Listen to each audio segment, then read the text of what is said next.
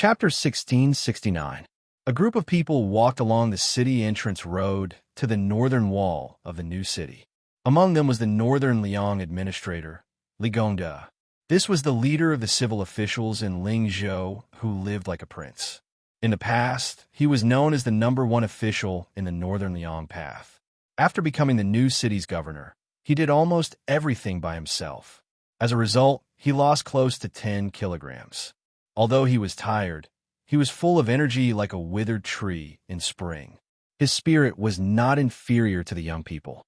In the past 6 months, Li Gongda had hardly worn his official robes.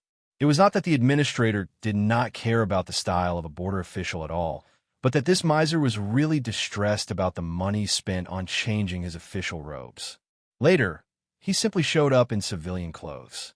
It was said that he had changed more than a dozen pairs of boots, and they gradually changed from flashy to cheap and good boots that were as sturdy as possible. Today, Li Gongda wore the official uniform of Grade 2 embroidered with a golden pheasant's patch. He and Yuan Zuozong, the commander of Beiliang's cavalry army, who had the highest rank among the generals, walked on the left and right sides of the young feudal lord. Besides these two important officials of Beiliang, who led the civil and military officials, there was a huge lineup. Except for Chu Lushan, the governor of Beiliang, who had to keep an eye on the border movement north of Huda City, and Yanwen Luan, and Chen Yinshui, the 2 old generals of infantry, who didn't show up because of the many things waiting to be done at Calabash City. The other 2 deputy generals of cavalry, He Zhonghu and Zhou Kong, the deputy general of infantry, Guizhu Tian Peifong, the governor of Liangzhou province, Shi Fu, the new governor of Liangzhou province, Hu Kuei, the governor of Yuzhou province, and Huang Fuqiu, the governor of Longxiang army, Li Mofen, the Longxiang army's representative, Chen Shiliang, and Ko Jianghuai, the Liuzhou cavalry army's general, Yuluan Dao, the Yuzhou army's chief general, Hong Xianxia, and the real power general, Chao Xiaojiao, who had won the nickname of Quick Knife in the Battle of Calabash City, led 4,000 cavalrymen to join hands with Yuluan Dao and completely blocked the retreat route of Yang Yuanzhan's personal army. What's more, it was Chao Xiaojiao, the governor of Beimang. At the top of the city wall, there was a veritable horse-riding path. The northern outer battlements had been completed, and the inner parapet wall was also about to be completed. The next step was to build the gate tower on the northern city gate. Su Fengnian stood at a battlement and looked towards the north. From here to the Liuya Fuling defense line in Huayang Pass, it was a flat terrain that was convenient for cavalry to gallop. He Zhonghu's left cavalry army and Zhou Kang's right cavalry army were stationed there. In the original plan of Su Xiao and Li Yishan, once Beimang captured Huda City, the 2 main cavalry forces outside Beiliang Pass would suffer the heaviest losses. However, due to the heavy casualties in the 2 battlefields of the first battle between Liangmang and Qingtsang City in Liuzhou province and Heluku in Yuzhou province, Beimang could not gain a firm foothold. As a result, the 2 cavalry forces of over 70,000 didn't suffer any casualties for the first time.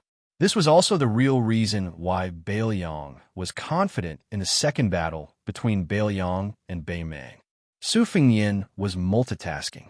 While listening to Li Gongda's detailed description of the progress of the new city, Su Fengnian was thinking about the next deployment of the cavalry. Back then, in order to defend Liuzhou and gain strategic depth for Beiliang, Su Xiao expanded the Longxiang army from 10,000 to 30,000 without affecting the military strength of the army as much as possible. It was impossible for the border cavalry to have an extra 20,000 people out of thin air. Naturally, he would transfer the elites from the left and right cavalry, which would inevitably weaken the military strength of the border cavalry. However, the problem was that the 30,000 Longxiang army was almost wiped out outside Qingtsang City. Of course, Liuzhou could not be abandoned. In fact, it would become even more important in the future when Yuzhou would be free of war. What could he do? The martial arts grandmaster Su Fengnian could use his will as a sword, but a land immortal was not a true immortal who could scatter beings and turn them into soldiers. He could only continue to ask for people from He Zhonghu and Zhou Kong. Not only did the Longxiang army need people, Ko Jianghuai, The general of Liuzhou, who had made a great contribution, also wanted to form his own troops. Yu Wandao's Yuzhou cavalry needed to be replenished no matter what. As a result, not to mention Zhou Kong, who had a fiery temper, even He Zhonghu, who was extremely easy to talk to and was willing to consider the big picture, privately found him the king of Bailiang. What he meant was that the left cavalry could be given people, but he only hoped that the left cavalry would not be broken. Chao Wei asking for 2,000 people was fine, but Ko Jianghuai and Li Mofen, the two big shots of Liuzhou army, were really asking for an exorbitant price.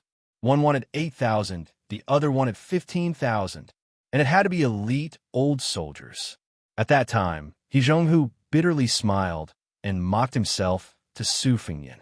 Even if all of his old bones were torn apart, it would not be enough to satisfy the two generals. As for Zhou Kong, who was also the deputy commander of the cavalry, he was even more stubborn. He did not even want to meet Ko Jianghuai and Li Mofen. He directly said that he only wanted his life, and that the right cavalry should not even think about taking a single soldier away. On this matter, in all of Bailiang, there were only 3 people who could speak: Chu Lushan of the Governor-General Manor, Su Weisheng of Wutongyan, and Su Fengyan. As for the others, even the old General Yanwen Luan of the spring and autumn period, as the commander of the infantry, would definitely not get involved in the military affairs of the cavalry, especially such a sensitive large-scale change. As the founder of the world situation theory, although great ancestor Gu was in the infantry, it was good that he did not have a deep foundation. He could give some advice. However, in the turmoil of whether to fight or to defend after the fall of Huda's city, he became hostile with the pro-war faction of the entire border army. He even had a falling out with Zhou Kong. They were only short of fighting. Yuan Zuozong, whether it was the identity of the Su family or the position and prestige in the Bailiang army, was one of the few people who could speak. Unfortunately, Yuan Zuozong kept silent about this matter. On the surface, it was because he was busy organizing the 10,000 Snow Dragon cavalry and the 2 heavy cavalry. However, Su Fengyan knew that Yuan Zuozong was worried about Chu Lushan, who remained silent after the war. Even if Su Weisheng wanted to speak, Su Fengyan did not want her to speak. Bailiang was not the same as Liang. There was no pleasure in deciding the life and death of others. It was just a burden. As long as there was a man in the Su family, it would not be Su Weisheng's turn to carry the burden. Su Fengyan looked into the distance. In Jianghu, he had experienced many life and death battles. Many of them could be said to have escaped death. However, after the battle, he rarely had any lingering fear. As for the battle with Tuoba Bodhisattva, he even felt that it was not enough. As for the battle with Qi Jiajia and the imperial astronomer of Great Peace City, it was like turning over an old account. However, in this battle with Liang Mang, for the first time, Su Fengyan truly felt as if he had survived a calamity. This was because Huang Manor had almost died outside Xianxia City. If not for Deputy General Wang Lingbao, Huang Manor really would have died. This time, as soon as Huang Manor heard that his older brother was coming to the new city, he led the cavalry under his command back to Liuzhou that very night. Most likely, he was afraid that Su Fengyan would scold him, or perhaps he felt some unknown guilt. Huang Manor did not dare to return to Qingliang Mountain in Liangzhou. His second sister, Su Weisheng, was there. For Su Longxiang, the weight of his second sister's angry words was greater than the weight of Tuoba Bodhisattva's all-out attack. The sun set in the west, and the sun set on the long river. The border was no longer filled with smoke. However, half a year later, or perhaps even less, smoke would rise from all sides. In Bailiang's next battle, even if there would not be a large-scale battle, compared to before, Lingzhou's western Shu, which was further south, would have an additional unpredictable king of Shu, Bao. As long as Bei Mang still treated the Western Front as a breakthrough point, then Bailiang's dangerous situation would not be alleviated at all. They could only continue to exchange lives for lives. It all depended on whether Bailiang could exchange one life for many lives. How many lives could they exchange for Bei Mang barbarians? Su Fengyan gently exhaled. Without turning around, he said in a low voice, Zhou Kong. Jean Partridge took a step forward and cupped his fists. This general is here, Su Fengyin calmly said, including the 2,000 cavalry of Great Sui Camp. Transfer 8,000 men from the right cavalry to Yu Luandao's Yuzhou cavalry. The old general Zhou Kong did not speak. Su Fengyin did not force this deputy commander to express his opinion. At that moment, the atmosphere on the city wall was heavy. Zhou Kong finally gritted his teeth and said, "Yes, sir." Su Fengyin turned around and said to Yu Luandao, "Transfer all the Yuzhou border cavalry to Liangzhou Pass and be in charge of defending the Kohor pasture. You have half a year at most." Yu Luandao said in a low voice, "Yes, sir." Next, Su Fengyin quickly gave out military orders. He Zhonghu, other than the 2,000 cavalry given to Chao Wei, the 10,000 cavalry of Taipei camp will be given to the Long-Xiang army of Liuzhou. Yuan Zuozong will no longer lead the Jibei camp and will be given to General Ko of Liuzhou. Shifu, you are allowed to transfer 5,000 cavalry and 10,000 infantry from Beiliang to the north to defend the horseback slope. Han, you will be promoted to the main general of the Rouge Army. Chao Xiaojiao will be the deputy general of Yuzhou. Yuzhou General Huang Fuxiu will be in charge of the Helan Mountain on the east.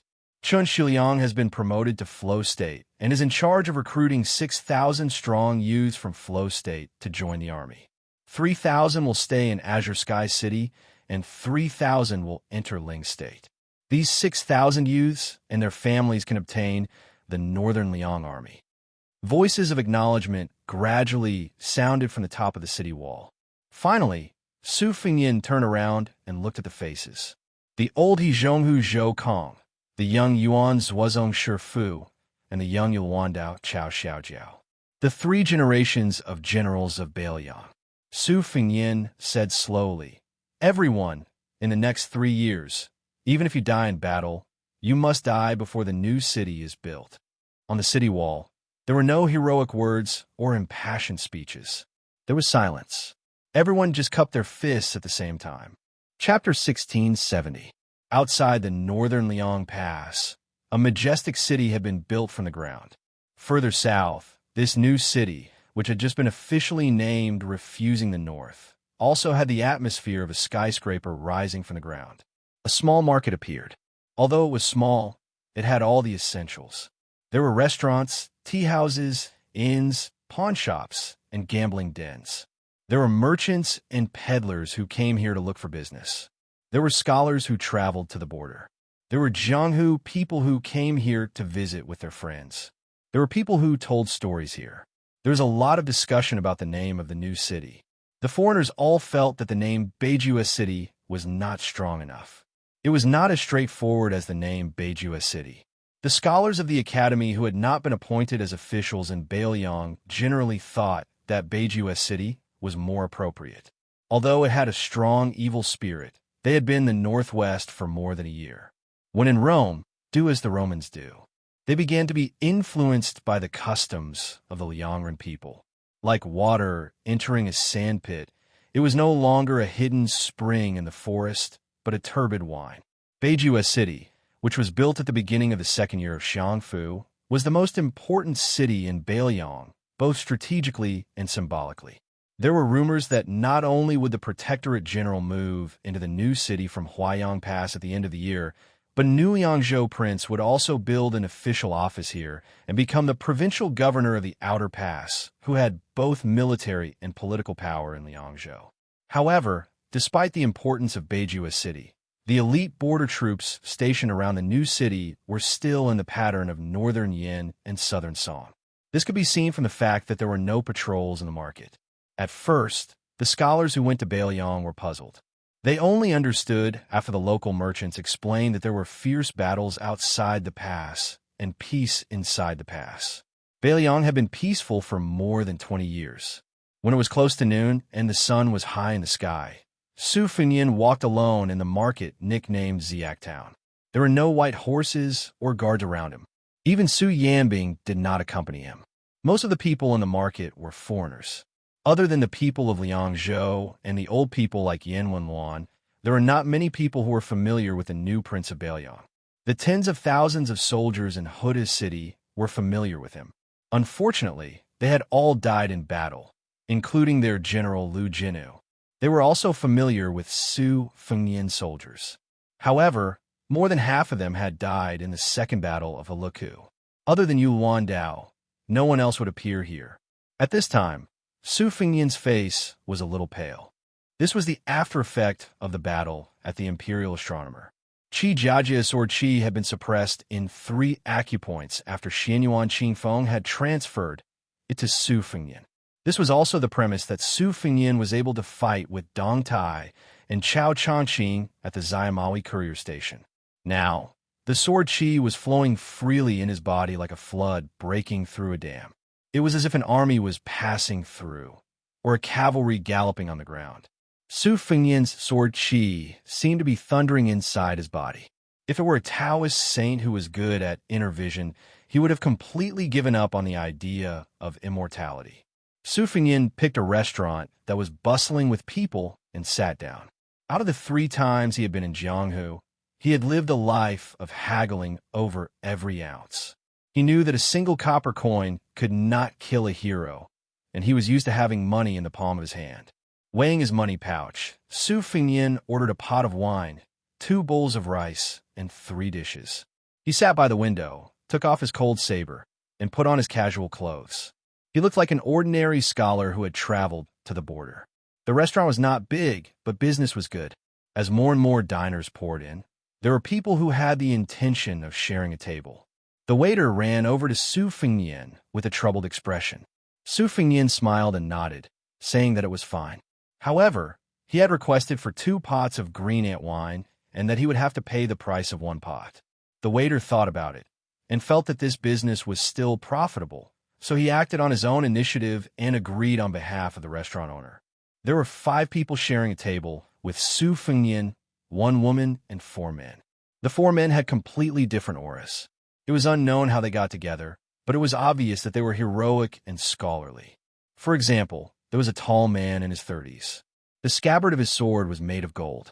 As for the scholarly man, not only did he have a scholarly aura, but he also had a red sandalwood folding fan sprinkled with gold. The fan pendant was made of the rare redwood that could not be bought with money.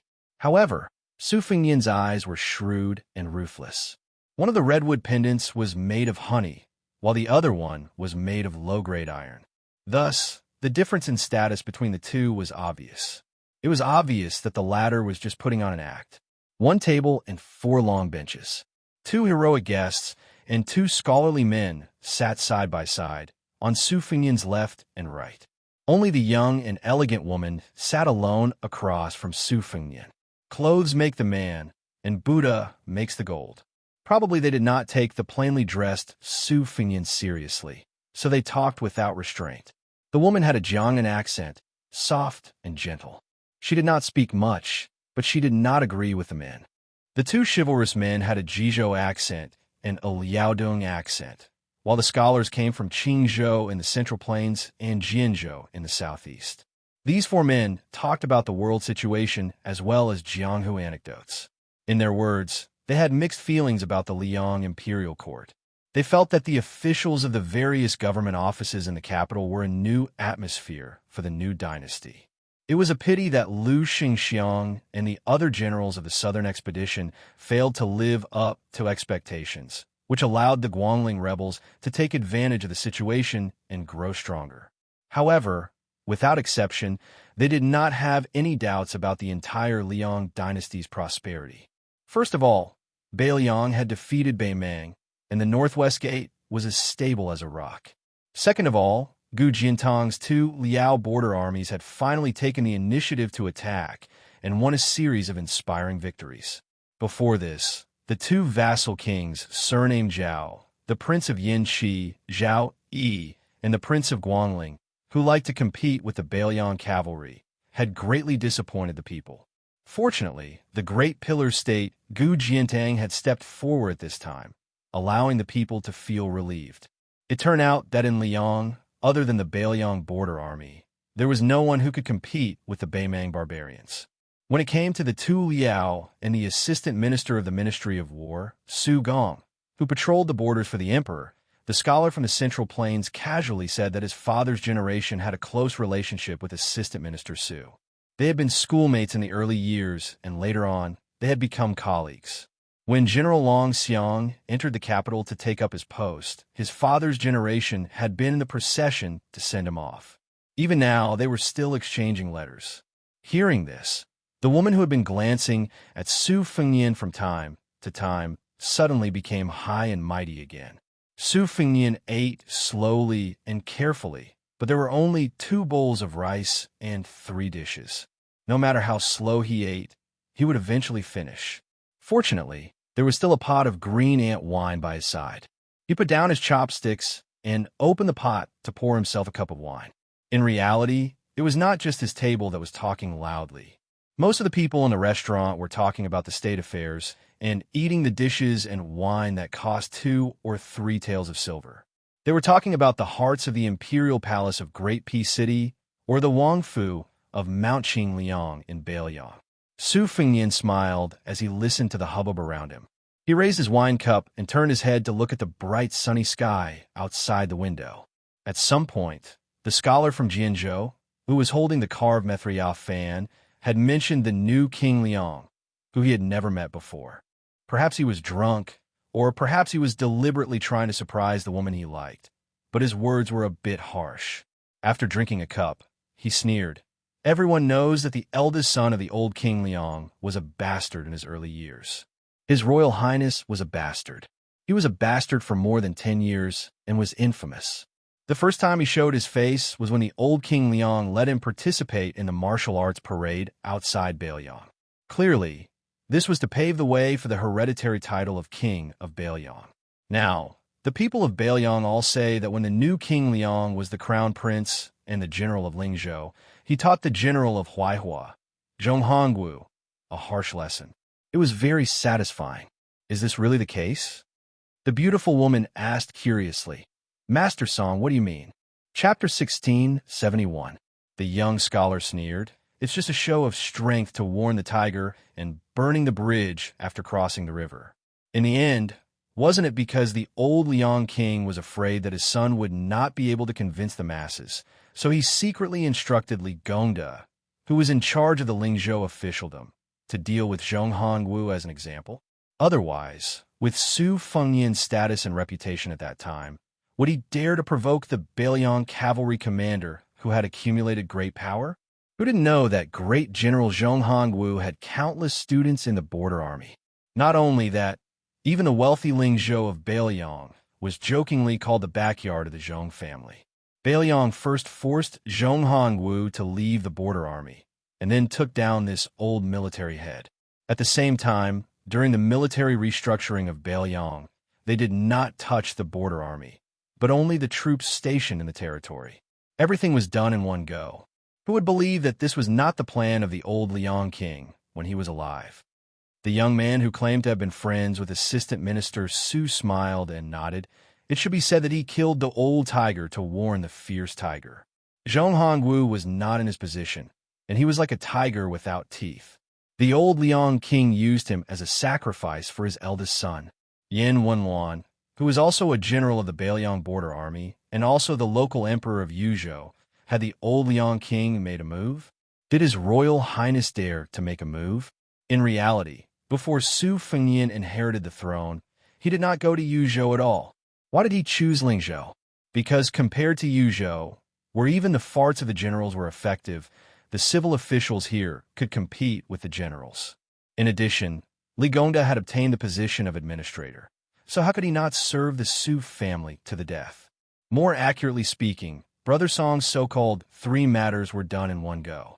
The true foreshadowing was Li Gongda, the administrator who was also the Lingzhou provincial governor at that time. If I were Zhonghongwu, I would have long been wary. The 2 heroes could talk big when they talked about Jianghu and Wulin, but when they talked about the officialdom and the imperial court, they were stunned.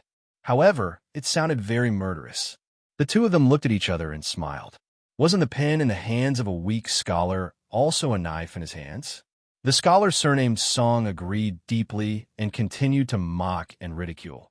Regardless of whether Su Fengnian's identity as a great grandmaster is real or not, let's just say that the appearance of the tens of thousands of Yuzhou cavalrymen outside the Calabash's mouth is now said by the Bailiang people that this action has something to do with Su Xiao.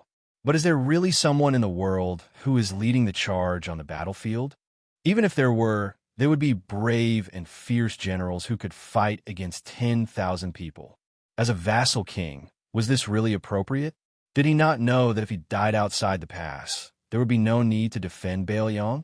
The old King Liang and his 300,000 cavalrymen defended the northwest gate for 20 years just to let Su Fengnian let his emotions affect his decisions and add a few good words to his name.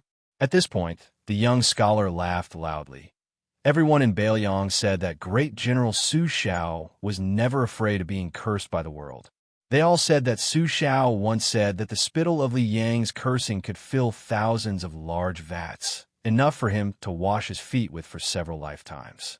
Now it seems that perhaps it is true that Su Xiao is not afraid of being cursed, but it is even more true that his son wants to leave his name in the history books, and it has to be a good one at that.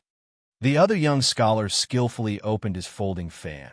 The new King Liang, the new Bailiang, the new Bailiang, the great feat of rejecting the imperial edict won the hearts of countless Bailiang people.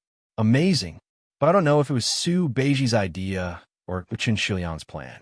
In my opinion, if not for Su Beiji and Lingzhou buying grain and Xianxia's strategizing in Qingcang City and Liuzhou, even if Bailiang had a border army of 300,000 cavalrymen, they would not be able to stop the million-strong army of Beimeng.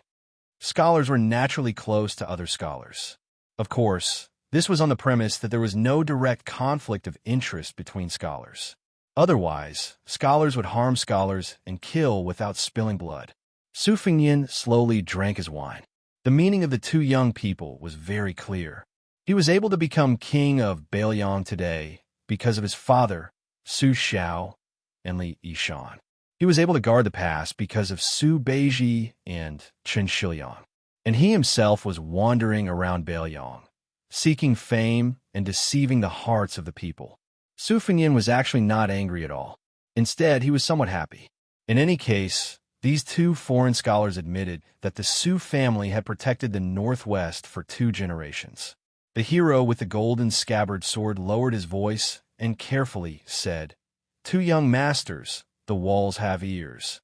I heard that the spies of Bailiang's Fu Shui chamber have top-notch ears." The scholar from Jianzhou with the surname Song laughed and said, "It's fine. If they're captured, then so be it.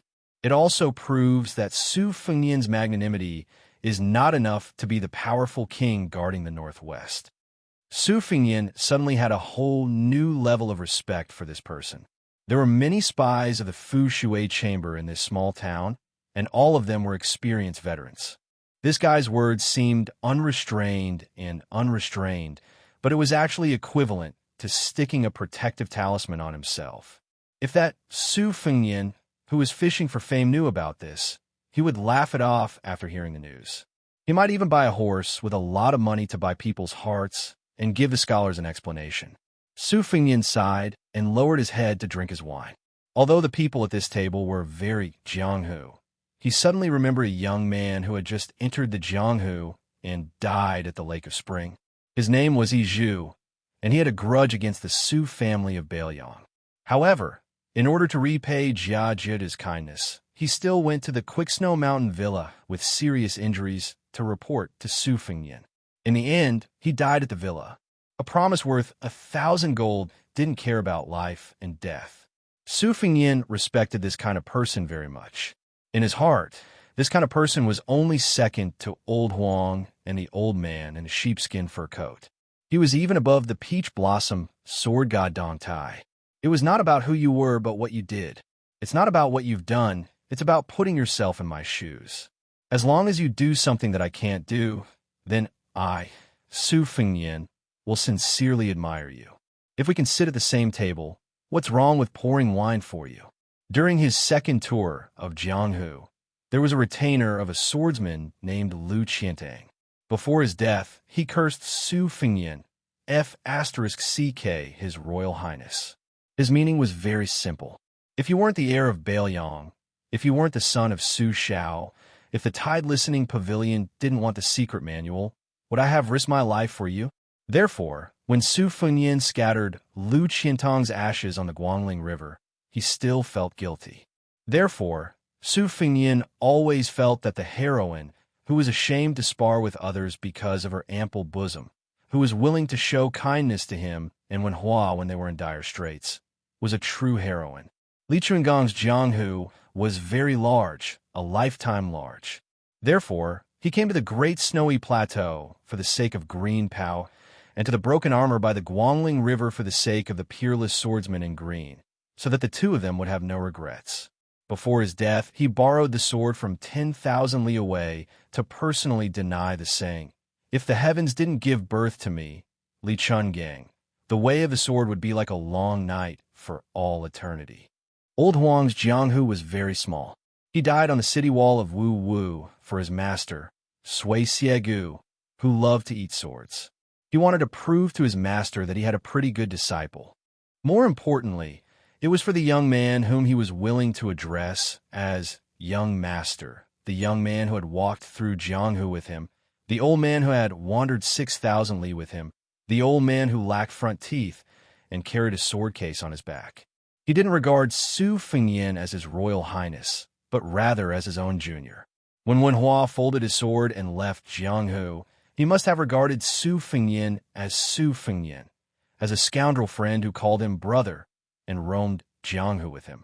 Because of these Jianghu people in Jianghu, Su Fengnian lent his saber to the young child who longed for Jianghu at the Tumbling Horse Pass, killed people in Beimang in anger for Qing Jinyang, and did not have any hatred for the devilish couple, Duckhead Green.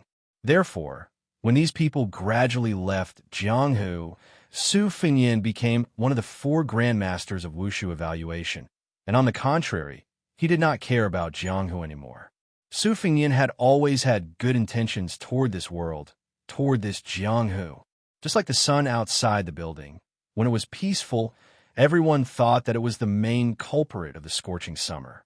However, when winter came, the sun would not stop coming just because people hated it during summer. Instead, it still made people feel warm. Chapter 1672. Su Fengnian finished the last cup of wine and gently put down the wine cup. Because they were sharing a table, as the wine and meat were continuously served, his plates and bowls were all squeezed together. He looked pitiful, like a turtle dove occupying a magpie's nest. It was as if they were afraid that this eyesore would covet his beauty and shamelessly ask the waiter for an extra jug of wine. So when Su Fengnian put down the wine cup, the 4 men all cast impolite glances at him. Su Fengnian smiled and was about to tactfully pay the bill and leave. This was because Su Beiji, who had somehow found his way here, was actually standing behind the woman. He had previously refused Su Fengnian's signal to sit down, and had already stood there for 2 cups of wine. Every time he heard the 2 scholars mocking and ridiculing Su Fengnian, he couldn't help but laugh at his misfortune. Su Fengnian actually felt very guilty towards this young strategist that he had personally abducted from Beimang to Bailiang. The conflict between Su Beiji and Chen Shiliang had been foreshadowed when his master, Li Yishan, was still alive. As for the carving of these 2 pieces of unpolished jade, Li Yishan had also taught Su Fengnian a brocade pouch and given his own unique views. Su Beiji is like a woman from a wealthy family. Even if she has a mediocre appearance, she naturally has the bearing of a great family. She needs to be carefully carved from the fine details and get rid of the negative arrogance. Only then can one slowly see the heavenly fragrance and national beauty and gradually enter the best state. Chun Shiliang is just like a beauty from a poor family. Although she's extremely beautiful and moving, in the end, she still lacks the natural bearing of a rich family. She needs to be given an aura from the big picture and open up the layout. Only then can she be as round as you wish, charming but not bewitching. As a result, over the years, Su Fengnian had tried to bring Chun Shiliang by his side. First, he let him take charge of the salt and iron industry in Bailiang. Later, he even let Chun Shiliang be in charge of the local military and political restructuring in Bailiang. Instead, He threw Su Beiji far away from Mount Qingliang and slowly climbed up in the officialdom in Lingzhou. It was only when the great battle of Liangmang was imminent that he had no choice but to hastily take down Zhong Hongwu that Su Beiji was promoted rapidly. Now, the two of them just happened to be reversed. Chun Shiliang was far away in Liuzhou in the western regions, while Su Beiji was in the prince's mansion in Mount Qingliang. It had to be said that fate made fools of people. On the surface, Su Beiji had been the provincial governor of Lingzhou and was a practical border official. Now, he was qualified to be the transport commissioner of Beiliang. Although it was a little empty, he was like the provincial governor of Liang entering the capital to take up the position of minister of the six ministries. If he could go through another provincial governor and return to the central government, then he was basically set to be the first assistant and second assistant. On the other hand, Chun Shiliang, in the three matters of salt, iron, transportation, military, and politics, he had failed in two and succeeded in one. His official position was neither high nor low. In Qingcang City in Liuzhou, he had only reached the position of first assistant. Even Su Beiji's position as the provincial governor of Lingzhou was lower than Su Beiji's. However, in reality, the generals in Beiliang who had benefited from the restructuring, such as Wang Ji, Huang Xiaokuai, and Jiao Wui, more or less owed a debt to Qin Shiliang, the person behind the scenes. Especially in the Battle of Qingcang City, he pushed Qin Shiliang to a transcendent position. The officials of Beiliang and scholars who went to Liangliang greatly respected Qin Shiliang's decision to renounce the brush and join the army. For the time being, a secondary second-rank transport envoy who had not been recognized by the imperial court, a Liuzhou provincial governor who was supported by the public, a provincial governor who was hiding in Beiliang's backyard, a transport envoy who would continue to deal with taxes and provisions, and a central civil official of Liuzhou who had personally heard of Beimang's horseshoes and personally seen Beimang's iron armor. The difference between the two's future achievements would not be judged based on their official positions. In the depths of Su Fengnian's heart, Su Beiji, who was a great talent in the overall situation, was only hidden in Lingzhou because he needed to inherit the position and live a stable life. Otherwise, Su Beiji would have been in Yuzhou or Liuzhou to oversee the overall situation. Yang Guangdou or Hu Kuei's provincial governor positions, one of them should have been given to Su Beiji. Unfortunately, the second battle of Liangmang was about to begin. Su Fengnian still needed Su Beiji to be far away from the battlefield and win a stable rear for the Beiliang frontier army. This kind of smokeless battlefield was destined to be invisible to the common people. Even Beiliang's officialdom would overlook it. Naturally, it was far inferior to Chun Shiliang, who was on the front lines, who shone with extraordinary splendor and dazzling brilliance. When Su Fengnian stood up and called for a waiter, for some reason, Su Beiji walked up a few steps and patted the woman's shoulder with a smile. When she turned her head in shock, he asked, "May I ask for your name?" The two scholars who came from afar glared at this lecher. The heroic hero from Liaodong suddenly stood up and pressed down on the sword at his waist. He said in a low voice, "Brat, I advise you to remove your dog's paw from Miss Lu's shoulder." The four of them saw the young man angrily withdraw his hand. However, he immediately raised his hands and clapped heavily. Very quickly, a Beiliang warrior in iron armor strode into the restaurant. The hall was instantly silent. As for this general, one could tell at a glance that he was no ordinary soldier. It would be an understatement to guess that he was a commandant of the border army. Su Beiji was like a hedonistic son of a rich family. His dog's paw was placed on the woman's shoulder again. His other hand pointed behind him and smiled. "What, you don't like it?" The burly general full of killing intent stood behind Su Beiji.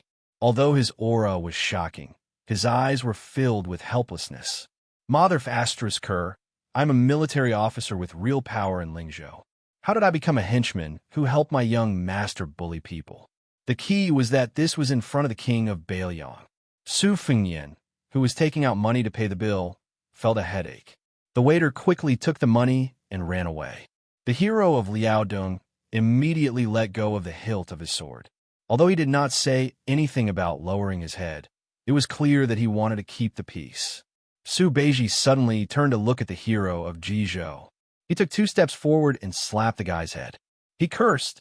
From your accent, you're from Jizhou? Jizhou, right? I almost went to your Jizhou to be the administrator. F***CK, your Jizhou. According to Su Beiji, the Bailiang cavalry would really have to borrow food from Jizhou and Hezhou. Moreover, they would have to advance all the way to the west of the capital. Su Fengyan was a thick-skinned grandmaster. Su Beiji could not vent his anger. Today, he finally had a chance to do so. The hero of Jizhou wanted to cry, but had no tears. The person who provoked you is not me. I was busy cleaning up the greasy chicken leg. I wanted to flatter Miss Liu, but I missed it. I didn't even have time to glare at you. Why do you have to be angry at me? Other than the Lingzhou lieutenant, there were quickly 7 or 8 armored soldiers who heard the news. As a result, Su Beiji's bullying became even more obvious. Su Fengyan stood up and walked around the table. He held Su Beiji's hand and quietly said, "Let's go." Su Beiji forcefully swatted away Su Fengyan's hand. He angrily said, "Go, go, go. You only know how to retreat. When will you show even a sliver of your courage toward Beimang? The Liang Imperial Court will not dare to let Wen Tai and Ma Zhongxin go to Jinggan Province to take over the transportation. I, Su Beiji, was in Lingzhou and was called the governor of Bomi. Now I'm in Qingliang Province. I become a transport officer in the mountains and a grain purchasing official.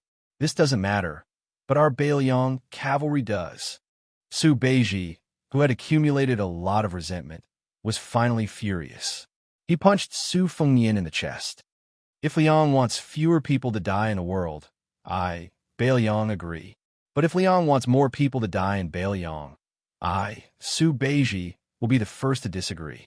Wen Tai, Ma Zhongxian, and I, Su Beiji, were mentioned one after another. It was not just the 2 scholars who had just mocked Bailiang about the transportation. They were so scared that they kept quiet out of fear. The entire restaurant did not dare to breathe loudly. Su Fengyan wanted to say something, but stopped. Su Beiji suddenly looked like a disheartened old man in his twilight years.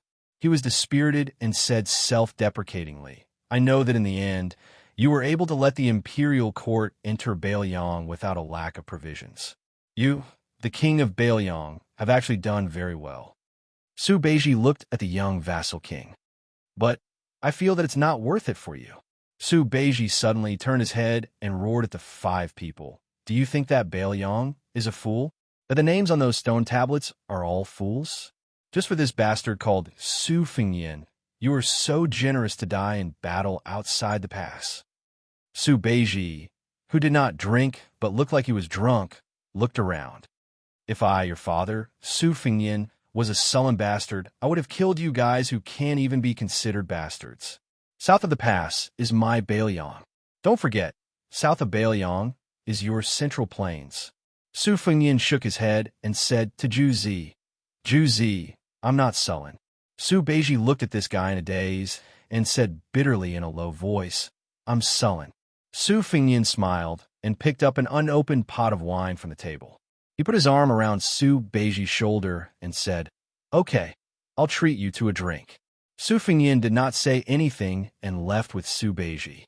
He did not forget to turn around and look at the waiter who was holding the copper coins that should be given to Su Fengyan, but did not dare to come forward. He joked, "Charge this table less for a pot of wine, and we're even." Chapter 1673.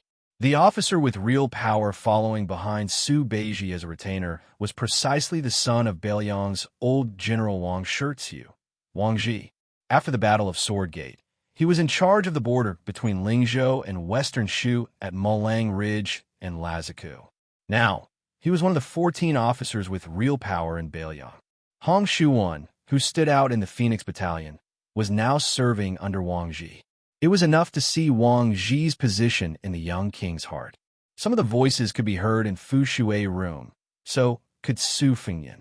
If one wanted to become a leader in Bailiang, then one had to be pushed to the position of the head of the army. At the very least, one had to be connected to the border army and military power. Otherwise, even if one reached a high position like Li Gongda, one still wouldn't have enough power to speak in Bailiang. Before Su Fengnian took over as king, did Li Gongda dare to stare at Zhong Hongwu? He didn't dare. Even Zhong Hongwu's subordinates didn't dare. Meanwhile, in Bailiang's leaders, apart from Yin Wenwan, He Zhonghu, and Chen Yinshui, the others like Huang Fuchang and Hu Kuei counted because they had military power in their hands. However, Liangzhou provincial governor Tian Peifong, whose official rank was half a level higher, could not. The current Qin Shiliang could also count because he had the advantage of being close to the Longxiang army. During the Battle of Qingtsang City, he also had a life and death relationship with Liuzhou General Ko Jianghuai. However, Su Beiji could not. As he left Lingzhou and entered the king's manor, Wang Ji, who had a good relationship with Su Beiji and this group of young and strong generals, would have some thoughts.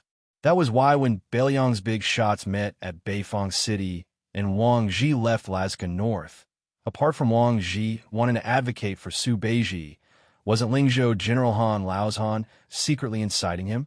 Wasn't this the first time the entire Lingzhou military system, which had high hopes for Su Beiji, spoke up? Su Beiji was like this.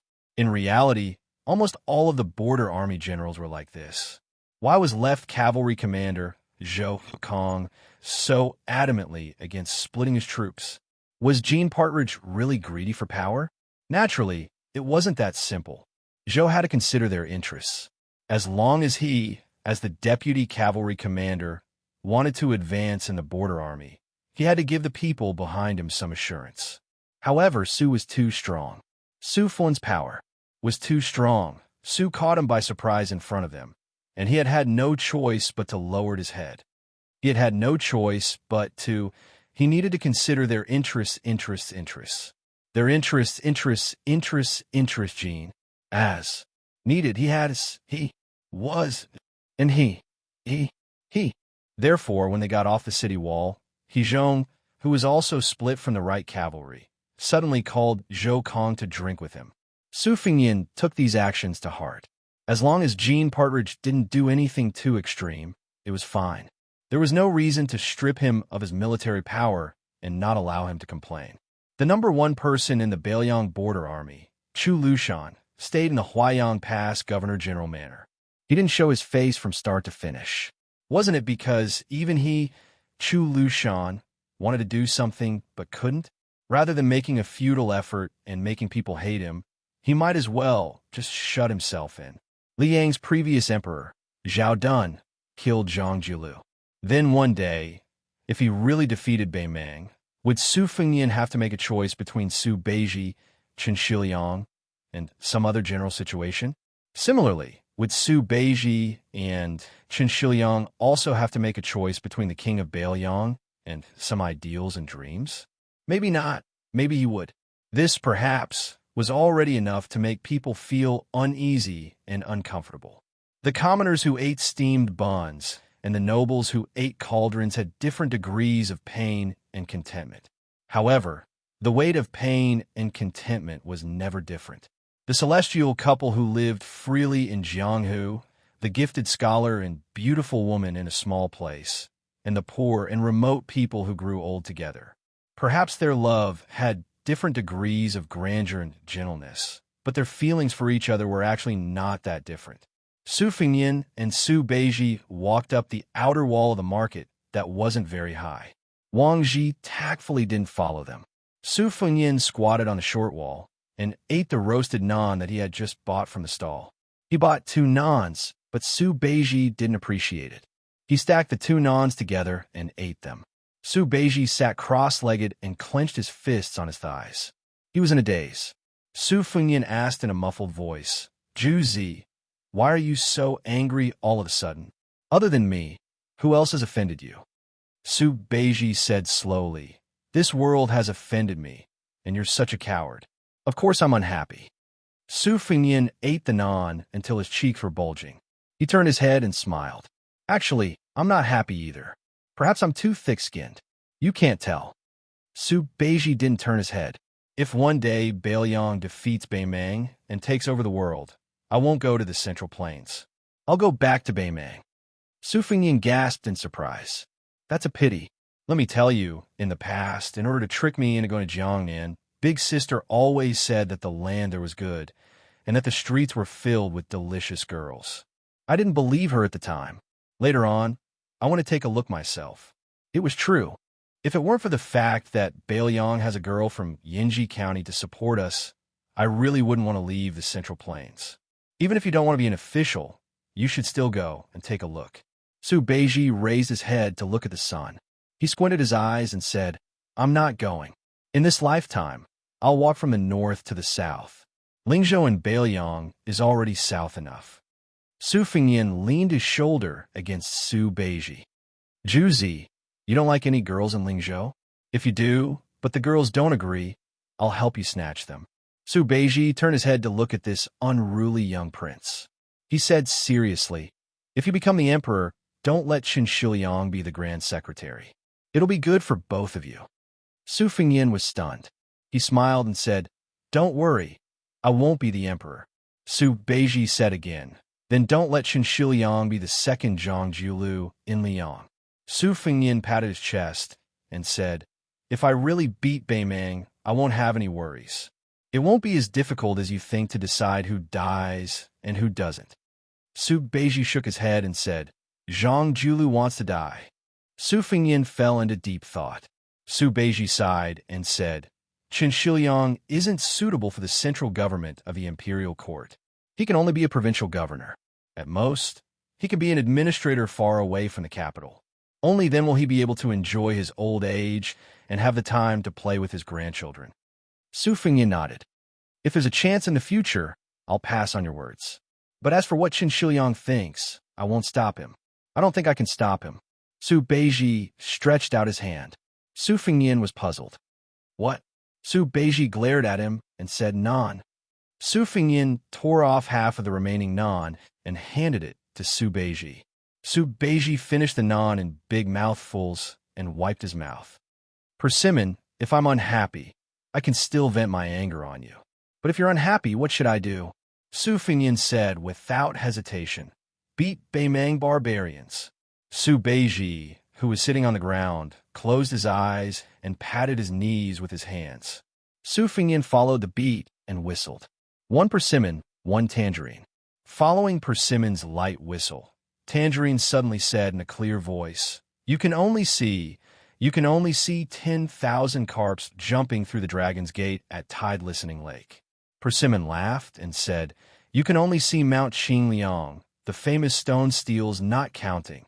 You can only see a bottle gourd's mouth building a view of the capital. You can only see the skeletons of the dead under the high walls. You can only see the north of Liangzhou riding horses in the west wind. You can only see the south of the border, the sound of Long Long's books breaking out of the hut.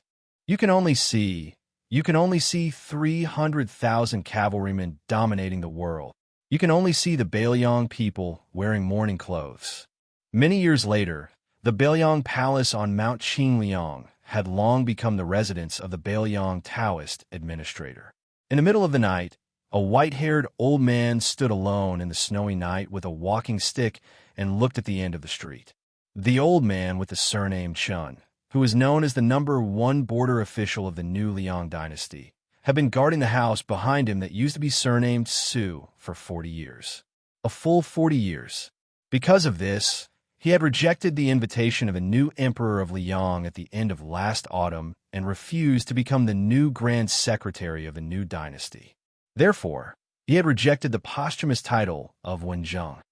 Everyone in the Liang court knew that this poor scholar from Jiangnan, who had risen in the northern Liang officialdom and never left the northern Liang, had the lofty ambition of dying as a civil official before entering the northern Liang. He had just resigned from his position yesterday. Now, the old man's hair was the same color as the wind and snow. Just when the old man, whose vision was blurry, thought that no one would come, a carriage arrived leisurely. The old man walked down the stairs shakily. Another white-haired old man walked down from the carriage. The old man who had come from afar was clearly not as strong as the old man, surnamed Chun, in the large house. The old man, surnamed Su, wore a thick fur coat and needed the help of the coachman, who also had the surname Su, to walk up to Sir Chun. The three of them walked up the stairs together and turned to look at the snowy street.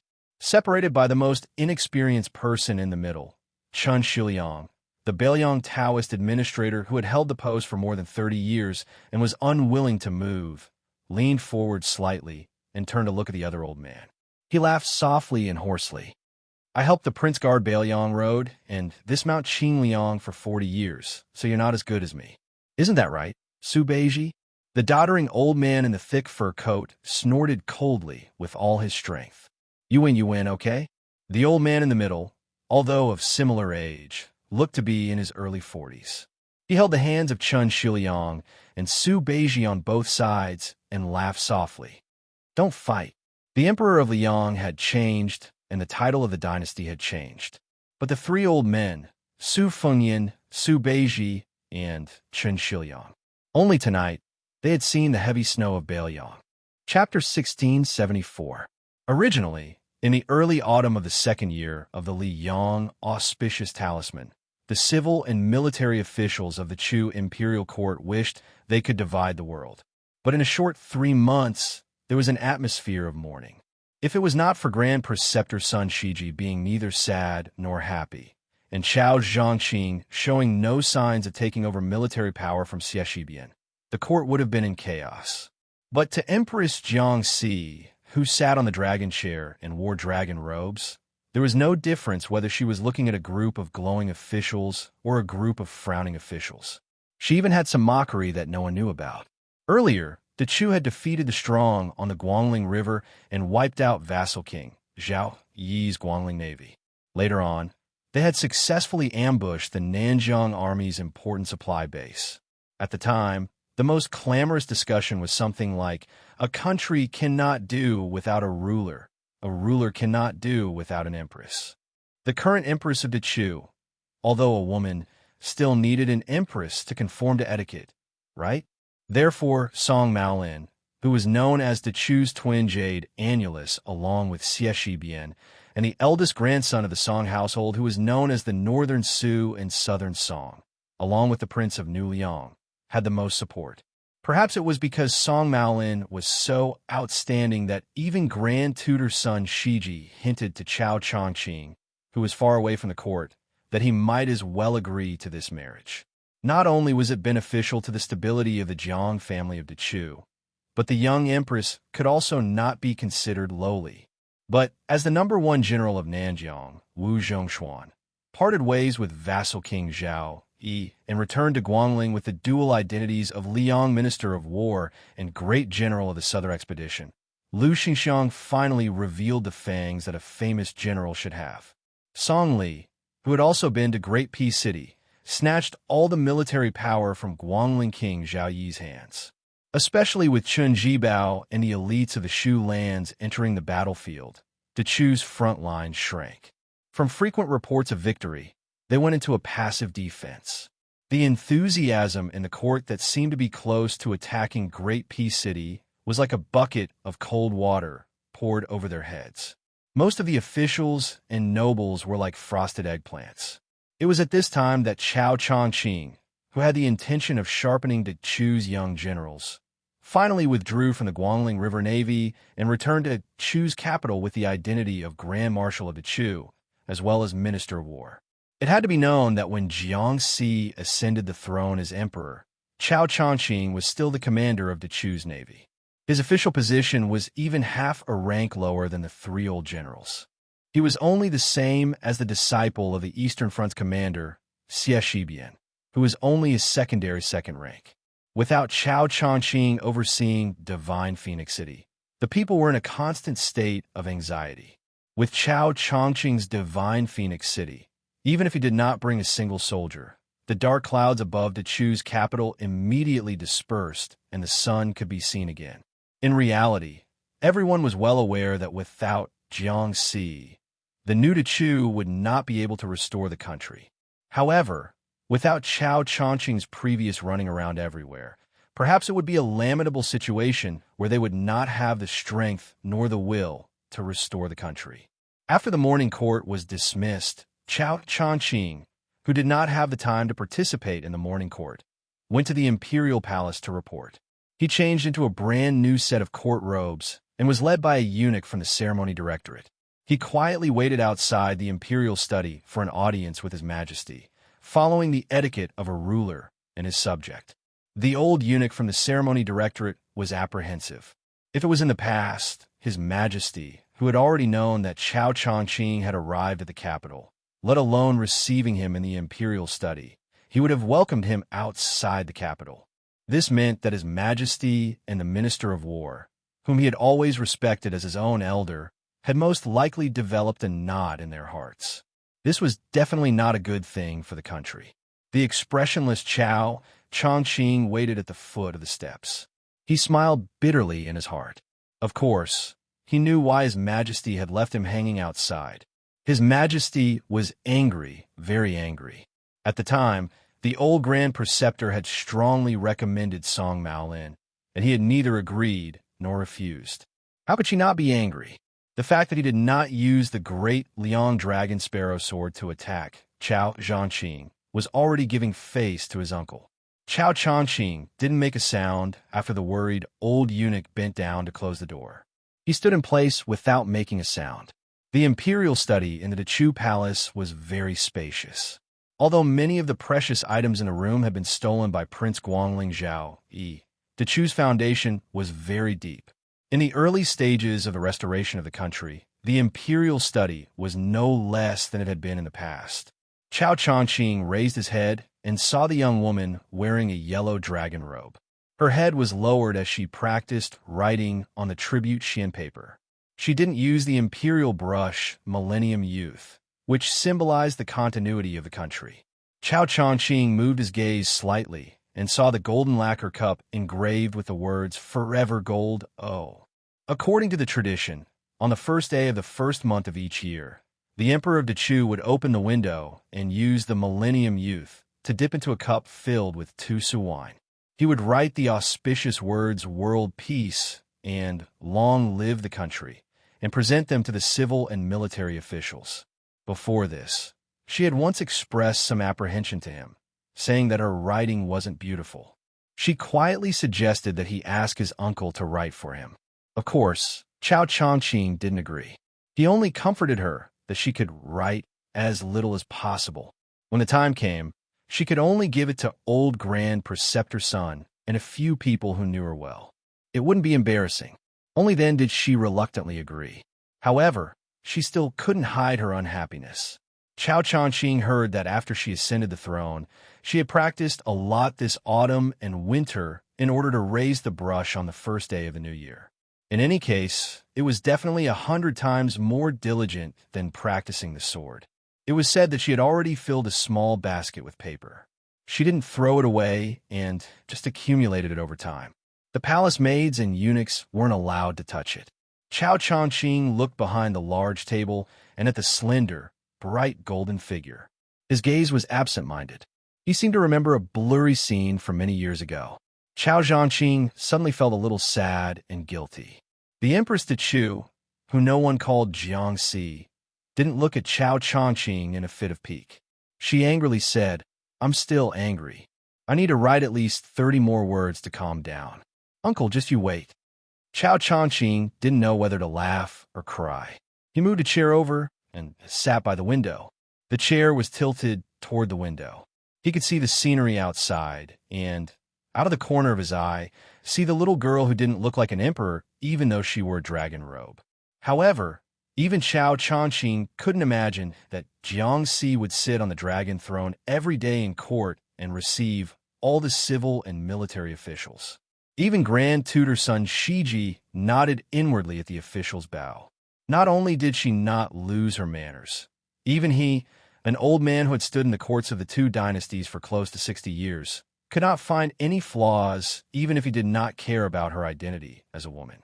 Her monarch and minister played together. At first, she was slightly reserved, but now she was adept, and as she wished. She advanced 1,000 miles in a day. She was simply born to be an emperor. Son Shiji privately joked with his friends that the emperor's sword realm was extremely fast. It was the same for the ruler of a country. She meticulously wrote a dozen words and snuck a glance at Chao Changqing, who was sitting upright and still. Xianxia curled her lips. She probably realized that it wasn't appropriate for her to compete with Uncle, so she gently put down her brush and coldly snorted. "I'm done."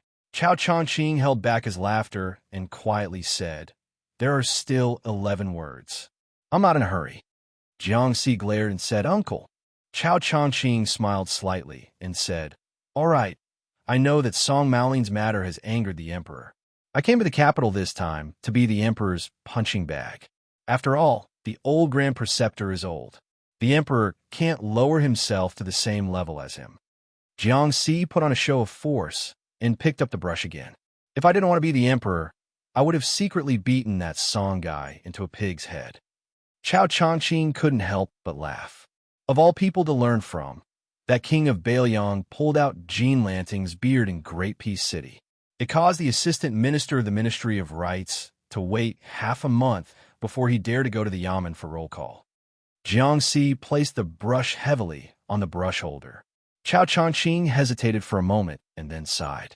Qingliang Mountain must have a consort for the king of Bailiang after the great victory. In this matter, you can't blame him. Xianxia lightly slammed a fist on the table and glared angrily. Then she wrinkled her nose and coldly snorted. "You're blaming me?" Chao Changqing smiled and hurriedly waved his hands. I don't dare." Chapter 1675. He finally understood that Song Maolin was nothing. The king of Bailiang was marrying a concubine, which was the main reason why the Emperor of Dechu was angry. Therefore, Chao Zhanqing, had actually been implicated by that brat surnamed Su. Chao Changqing smiled gently. When men and women were young, he liked her and she liked him.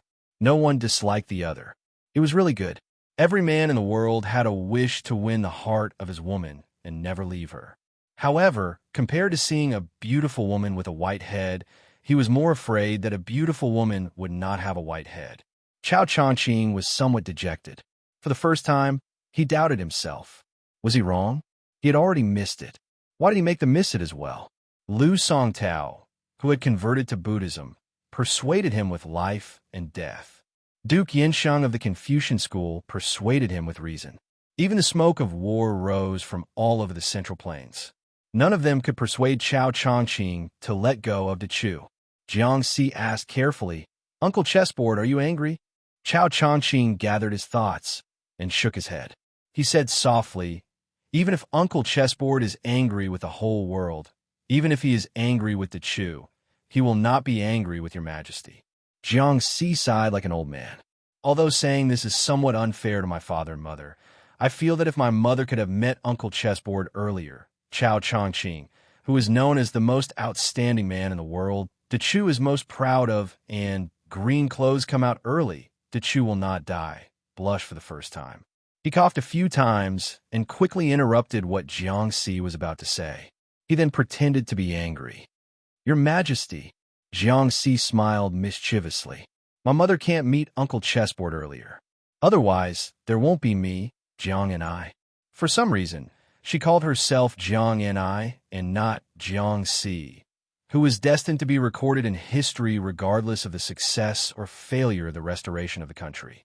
Chao Changqing's face darkened. He said angrily, "Your Majesty, be careful. I purposely forgot something.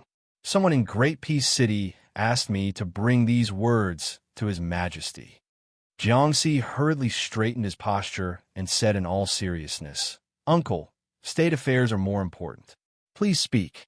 Chao Changqing said with a straight face, "Your Majesty, I'm a little thirsty."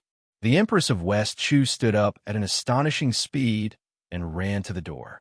She didn't care about losing her majesty as a monarch and personally opened the door and ordered, "Bring a pot of spring god lake tribute tea for Minister Ling."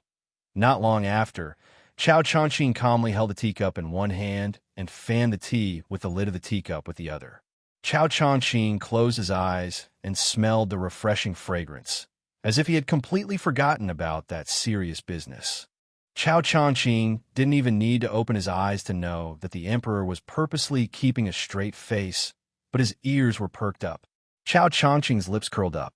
After taking a sip of tea, he said, "Your Majesty, I lied to you. This lowly subject only fought once in Great Peace City and did not hear anything. Xianxia made a sound of acknowledgement and pretended not to care.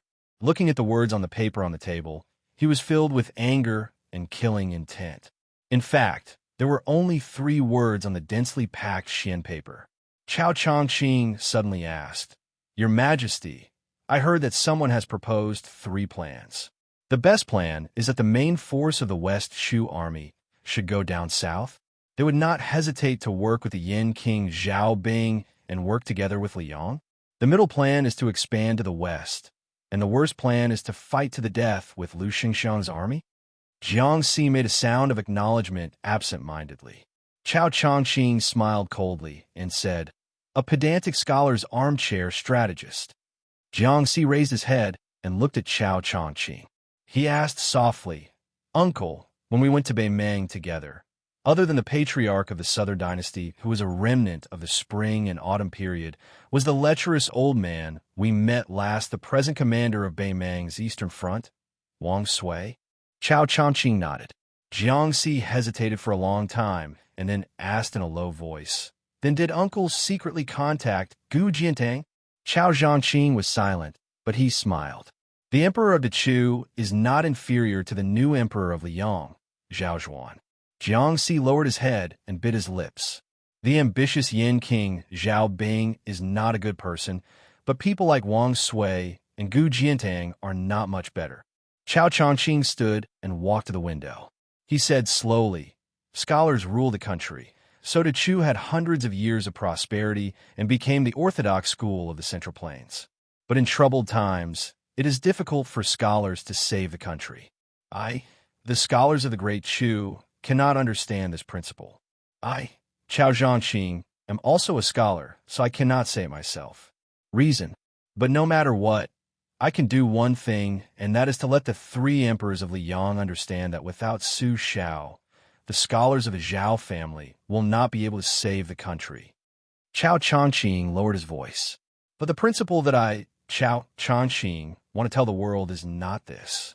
After a long time, Chao Changqing turned around and looked at her. He smiled. In the early years, the spring and autumn were turbulent. There were countless bewitching prophecies and ballads that spread throughout the world. One of them was about your mother, the Empress of the Chu.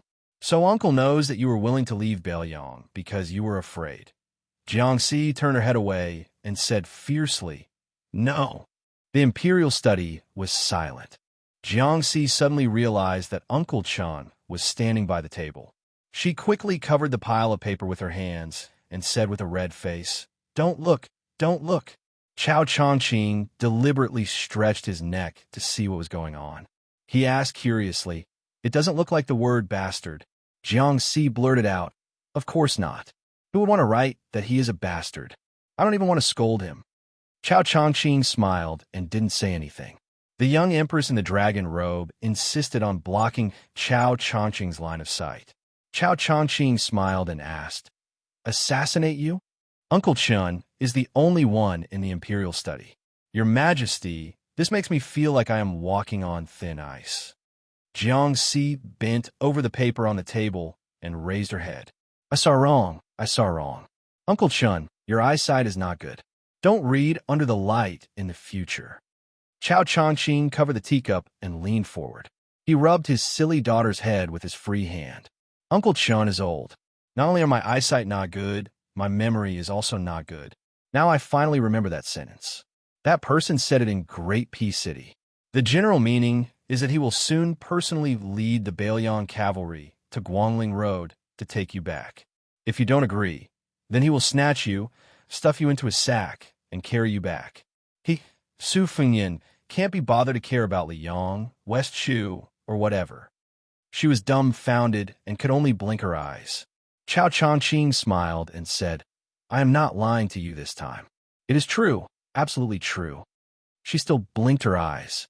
Chao Changqing seemed to murmur to himself and pretended to be angry.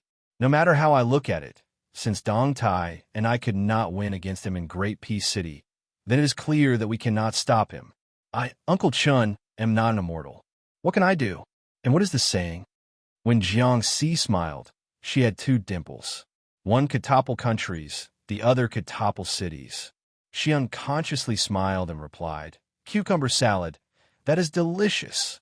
Chao Chongqing said softly, "Xindi was a wise ruler, but not a good husband. I, Chao Chongqing, am even worse. I am a coward who has become stupid from studying. But that young person in Bailiang is better than us. Your Majesty, when the time comes, just give him a blow. Do not really stab him to death. You will regret it and be sad."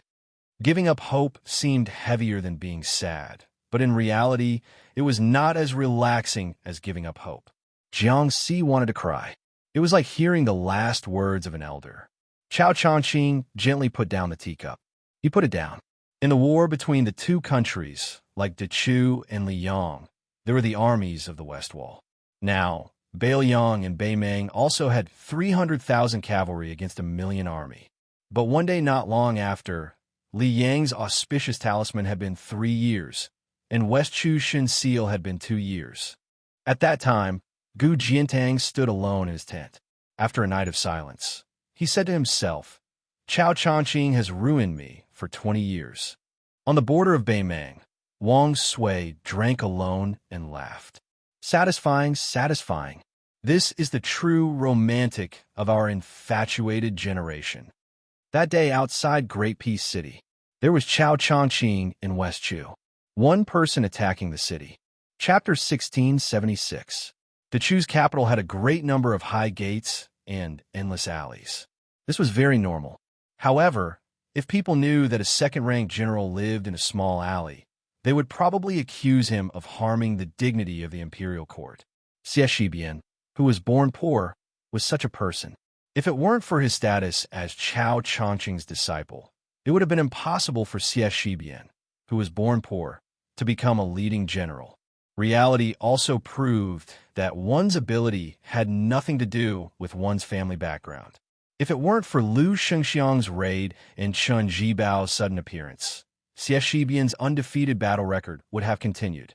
Yang Shenxing, Yan Jinchuan, and Wu Zhongshuan, 3 veteran generals who had won illustrious fame during the spring and autumn period, had all suffered great losses at the hands of Xie Shibian, who hadn't even grown his hair yet. The winter sun was warm. There was a young man with stubble on the side of his lips, sitting on the steps outside the door, basking in the sun. He had been born and raised in this alley for generations. Because he was thin and weak, he had been nicknamed Xie Bamboo Pole since he was young. Even though he later left the alley to study and won an arm wrestle against Zhao Dezhuang, who lived on the street with arms as thick as his calf, the neighbors still liked to call him Xie Bamboo Pole regardless of his seniority. It was likely that he couldn't change it. Everyone only knew that this young fellow, who had been born late in his life, didn't seem to have any great achievements in his studies. However, it was true that he didn't have to worry about food and clothing. It was a pity that this child was often away from home, so he hadn't been able to marry a wife to continue the Xie family's bloodline. As a result, old Xie, who sold wine to make a living, wasn't too happy, especially when he heard that other children had become Yamen officials or passed the county examinations. He couldn't get anything to say. Even if he choked back his words, no one really took them seriously. If it weren't for the fact that his son's teacher had come to drink wine with him once and said that his son's studies were good and that he could guarantee that his son wouldn't be bad in the future, old Xie, who sold wine, would have already grabbed the brat's ear and forced him to sell wine to make money.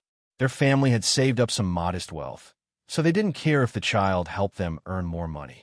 However, as a child from a poor family, they weren't afraid of a poor family background. After all, the poor had their own matching families, right? But if they put themselves in her shoes, which family's daughter would be willing to marry a man whose feet didn't touch the ground? People from small families were not afraid of poverty. It was not a chaotic world. If they were willing to work hard, they would be able to feed their families. However, they were afraid of men who had high standards but were incompetent. Matchmaker Lu, who was on the street next door, also used her words to poke at old man Xie. She smiled and said that she did not dare to push her good daughter into the fire pit. Old man Xie was still angry when he thought about it. Occasionally, he would drink to his heart's content. A group of hooligans passed by old Xie's house. They were all of the same age as bamboo pole Xia. One of them stopped and smiled at the guy who was basking in the sun. Bamboo pole, let's go. I'll take you to the casino to earn a few taels of silver. I guarantee that you'll be single when you enter the house, but you'll have a wife when you leave. Bamboo pole, you haven't tasted meat yet, right? Xia bamboo pole raised his middle finger at them and scolded them with a smile. Get lost. They were not angry at Xia bamboo pole's stubbornness. They laughed and scolded him as they walked away. Although the group of young people were fooling around, they never bullied their neighbors. They only went to harm other places. After all, every family on the street had elders who watched them grow up naked. For example, the first time they drank wine in their lives, it was stolen from Xia bamboo pole's father. Although the stingy old man, Xia, blocked their door and scolded them for a long time, they just hid at home with their legs crossed and ears picked. They scolded and scolded him until it was over. Moreover, Xia bamboo pole was famous for being bad since he was young. He was the first one who had the guts to climb the wall and peep at the Ma family's widow bathing. It was him, Xianxia, who was the one who threw stones into the latrine room of the most beautiful girl of the same age on the street. At that time, he and she were only 13 or 14 years old. The girl was so scared that she didn't dare to come out of the latrine room for a long time. Where her parents found her, she finally dared to cry. After that, Xia bamboo pole gave old Xia a good beating. It was really shocking. Until now, Xia bamboo pole, who was crippled, hadn't said a word to her for more than 10 years. When they met in the alley, both of them wished they could walk close to the wall. It was a pity that for some reason, she was still unmarried. She had gone from being a beautiful maiden to an age where even the children of other women were old enough to buy wine for their fathers. Her parents were so worried that they couldn't wait to throw their daughter out like splashing water whenever someone wanted her. Anyone with a discerning eye knew that she was waiting for someone. Her parents, who were originally arrogant, had secretly met with the wine seller, old Xia. It wasn't that old Xia didn't have any thoughts. It was just that he didn't see his son many times a year. The few times he went home, he came and went in a hurry. It was only until this time when his son rarely stayed at home and didn't look like he was in a hurry to leave. The taciturn old Xia finally said that if he didn't get married, he wouldn't have a son like Xianxia in the future. The child of the Xia family, who was always outside, sat on the steps. Every time a neighbor passed by the door, he would definitely smile and greet them. Most of the elders would also tease him about when his father would have a grandson. At that time, he would be able to freeload wine. The day that could make Xianxia willingly pluck his feathers would definitely be the day that the child of the Xia family got married. Xianxia also said with a bitter face that he wanted to have a wife, but he didn't know where she was. At this time, it wasn't that no one deliberately glanced at the old lady of the Liu family. Xianxia, who had been clever since he was young, started to play dumb. Xianxia sat leisurely on the steps, but he couldn't help but turn his head to look at the spring festival couplets on both sides of the door. The handwriting was ordinary, and the content was tacky. However, he heard from his mother that at the end of last year, his father begged for them with great difficulty from the boy of the Song family, who passed the imperial examinations. The Song family had taken at least 10 caddies of wine from his wine shop for free this year. Xianxia sighed. He thought that before he left home this time, no matter what, he had to make 7 or 8 spring couplets and dozens of spring characters. He couldn't let his parents suffer anymore. Most of the men here didn't study much. When they were young, they compared whose wife was prettier and whose needlework was better. Then, in the peaceful second half of their lives, they compared whose children were more promising and whose son-in-law and daughter-in-law were more filial. Xianxia rubbed his face hard. It wasn't that he didn't want his parents to think that their son wasn't any worse than the children of other families. In fact, he might even be more successful. However, even though his parents were ordinary commoners, everyone in Chu and the entire capital knew that there was war after war. If their son was successful and their son was safe and sound, Xianxia knew that his parents would definitely choose the latter. He didn't want his parents to be on tenterhooks all the time. He would rather they complain that he wasn't married yet. Why wasn't he willing to live a normal life? They would nag at him about how the sons of other families his age were already learning how to write couplets in private schools. When Xianxia returned home this time, he was prepared to grit his teeth and tell them the truth. However, when he looked at his parents who seemed to have aged overnight and his father who sat down to drink with him with a straight face, Xianxia couldn't bring himself to say it. He was afraid that if he really died on the battlefield one day, his parents would immediately know that he was dead and not that he was traveling to study. Old Xia, who didn't open the wine shop today and didn't do business, walked out of the courtyard. When he saw his son who wasn't doing his job, he snorted coldly and left with his hands behind his back. Xianxia's mother walked out of the door and chuckled softly. Don't worry about him. Actually, he went to buy meat. Although your father didn't say it, he secretly took a lot of money from the money jar under the bed. I just pretended not to see it. Xianxia grinned. As a son, he was already used to his father's bad temper. The woman smiled again and said, I've liked that girl from the Liu family since I was young. However, at that time, the Liu family didn't think highly of our family. Now that the girl is old, I'm anxious. Let me tell you the truth. Although you're my son, if it's not like this, you really aren't worthy of her. Xianxia looked up and said with a cheeky smile, Mother, am I really your biological son? The woman pretended to hit him. You have a glib tongue. No wonder you can't find a wife. If your father hears this, he'll beat you to death. Xianxia bent his arm. When I was young, I was chased around the courtyard by father every day. Now, father can't beat me. The woman lightly hit her worrisome son with a chestnut. Brat, don't anger your father. When you were young, mother protected you every time. In the future, mother will definitely side with your father. Xianxia made a face. I know, the woman said earnestly. The girl from the Liu family isn't young anymore, but she's really beautiful. There aren't any girls in the nearby streets who are prettier than her. Brat, you really don't have any thoughts? Mother wants to tell you something. I heard that there's an official who wants to take her in as a concubine. Her parents haven't come to our house since autumn this year. Xianxia finally couldn't laugh anymore. The woman didn't make things difficult for her son. You're not young anymore. Mother believes that you know the importance of things. I won't rush you. Do as you see fit. In the end, father and mother only have you as a son. They always think of your good. Xianxia nodded. When his mother walked back to the courtyard, he started to daydream again. Unknowingly, he looked in that direction again and again. A youth jogged into the alley and laughed loudly. Xianxia, what are you looking at? Chapter 1677. The young man's name was Wuxia. This was his second visit to the old Xia family. Last time, he carried a sword on his back, but the neighbors and Xianxia's parents thought he was an idiotic child. The young man almost suffered internal injuries. This time, he learned his lesson. Not only did he not carry his sword, but he also made up for the gifts he owed last time. He carried chickens and ducks with both hands. The elders of the Liu family, who were full and had nothing to do, discussed the matter of what gifts they should give. Some said they should give high-grade wine, but they were quickly scolded for being brainless. The Xia family sold wine. What were they doing if they were not smacking their faces? Some said they should give silk, tea, porcelain, and so on, but they were still refuted. They said it was not sincere to give something that was pleasing to the eye, but useless. Later, someone said they should carry a sandalwood chair over. It was both pleasing to the eye and useful. Unfortunately, they still felt it was inappropriate.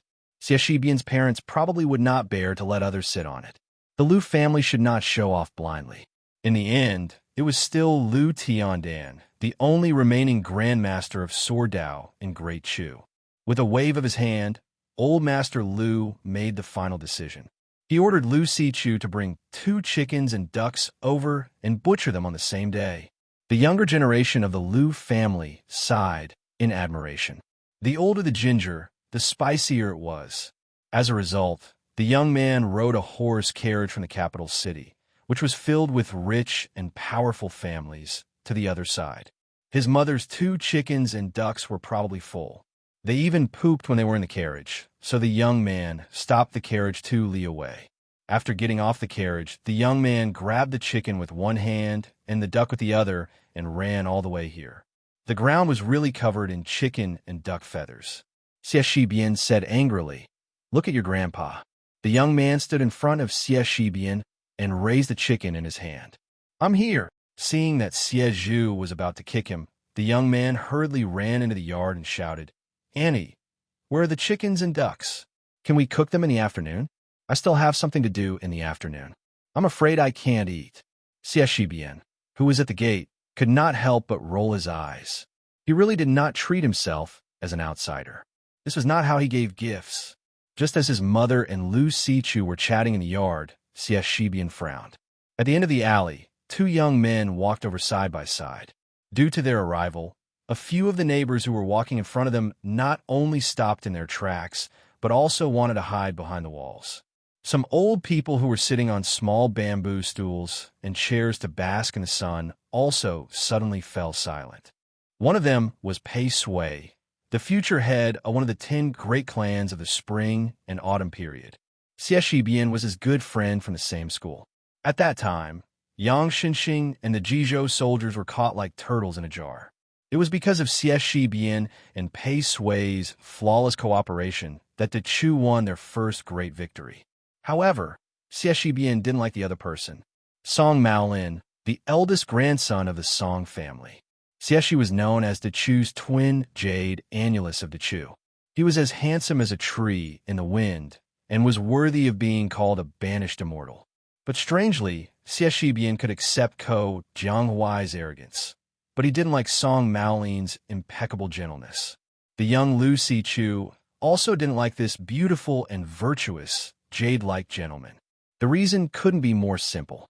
The young man didn't like this fellow liking the emperor's older sister, and even more so, he didn't like this fellow wanting to marry the emperor's older sister. In the young man's words, he would rather take 10,000 steps back and let the emperor's older sister marry that young vassal king he had never met before. He didn't want the emperor's older sister, whom he had met at White Deer Cave, to have anything to do with this sanctimonious Song Maolin. The young man's thoughts had always been the same as the Lu family's elders. He just felt that this fellow who might never fart in public was definitely a hypocrite.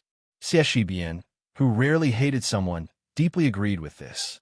Hence, Xianxia stood up and walked toward his good friend Pei Sui and the Song family's young master with a smile. He grabbed Pei Sui's arm and pinched it without batting an eyelid. As expected of Xianxia's best friend, Pei Sui also endured the pain and smiled. Xianxia couldn't help but say, "Let's go. I'll take you to a shop to drink. Don't worry, my shop isn't open today, and I don't have a habit of killing acquaintances. However, it's hard to say when I won't be able to open the pod in the future." Xianxia brought them to a relatively clean restaurant. Of course, in Song Maolin's eyes, it was all the same. After an hour, they left happily. Xianxia and Pei Sui sent Song Maolin to the carriage and watched him leave. The two of them walked back to the alley. Pei Sui teased, "It's been hard on you to talk nonsense with someone for an hour." Xianxia said indifferently, "The wasted saliva was made up for by the wine. The only flaw is that you paid the bill and not him, young Master Song." Pei Sui smiled and said, "Why would young Master Song carry that yellow and white thing with him? However, if he didn't have the money to pay the bill, young Master Song would definitely not be stingy and take off the jade pendant on his waist to pay for the wine."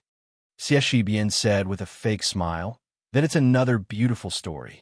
Pei Sui put her arm around Xianxia's shoulder and said shamelessly, "All right, anyway, my friendship with the Song family ends here. Just treat it as drinking with me for an hour." It was no different from a miracle that Xianxia, who was born in a humble family, could become good friends with the son of the Pei family. One had to know that in the strict Chu family, they had always been people of noble status. They viewed the sons of the Han family as lowly servants and were ashamed to be in the same group. They would never sit at the same table. At that time, Xianxia and Pei Sui became classmates and did not know each other's identities. Pei Sui's catchphrase was, "I like to be brothers with people who treat money like dirt. I'm willing to pick up shit every day." Xianxia could guess that this fellow had an extraordinary background. However, when Pei Sui finally said his family's identity, Xianxia was still shocked. Kunyang's Pei family. That was a true rich family that only married into the 9 families and did not enter the imperial family since the Defeng dynasty. It was also at that time that Xianxia treated Pei Sui as a friend. It was not because he was an unattainable son of the Pei family that he was willing to be friends with, but because he was willing to tell Xianxia, who was still unknown at that time, his true identity. Their teacher, Chao Chongqing, was the person who had once sat cross-legged and drank with Xianxia's father. Chao Chongqing had long ago told these 2 students with great disparity in status, "The reason of the world is reason. It is not unreasonable because there are few people, and it is not reasonable because there are many people. Do not bully people because they are poor, and do not flatter people because they are noble. Do not think that people are all good because they are poor, and do not think that people are all evil because they are noble. Knowing reason has its own etiquette. Without the risk of collapse, the world is at peace and everyone is content." This was the Confucian Tao. Pei Sui said softly, "Song Maoling's thoughts are not complicated. Right now, there are people in the court who are suggesting that we should take advantage of Wu Zhongshuan's betrayal of Nanjiang to form an alliance with the King of Yin. The implication is nothing more than trying to persuade Zhao Bing to let Crown Prince Zhao Zhu marry into the Jiang family of Dechu. Of course, Song Maolin cannot sit still." Xianxia laughed coldly. "If you have the ability, go work for yourself. Relying on small calculations, you think you can calculate a country? Not a thing." Pei Sui laughed. "You're not scolding me as well, are you?" Xianxia turned his head and laughed. "Why don't you let me think about it?" Chapter 1678. Pei Sui said helplessly, "It's too late to regret making a bad friend." Xianxia said in annoyance, "Then hurry up and catch up with the Song family's eldest young master." "It's not too late." Pei Sui laughed. "Forget it.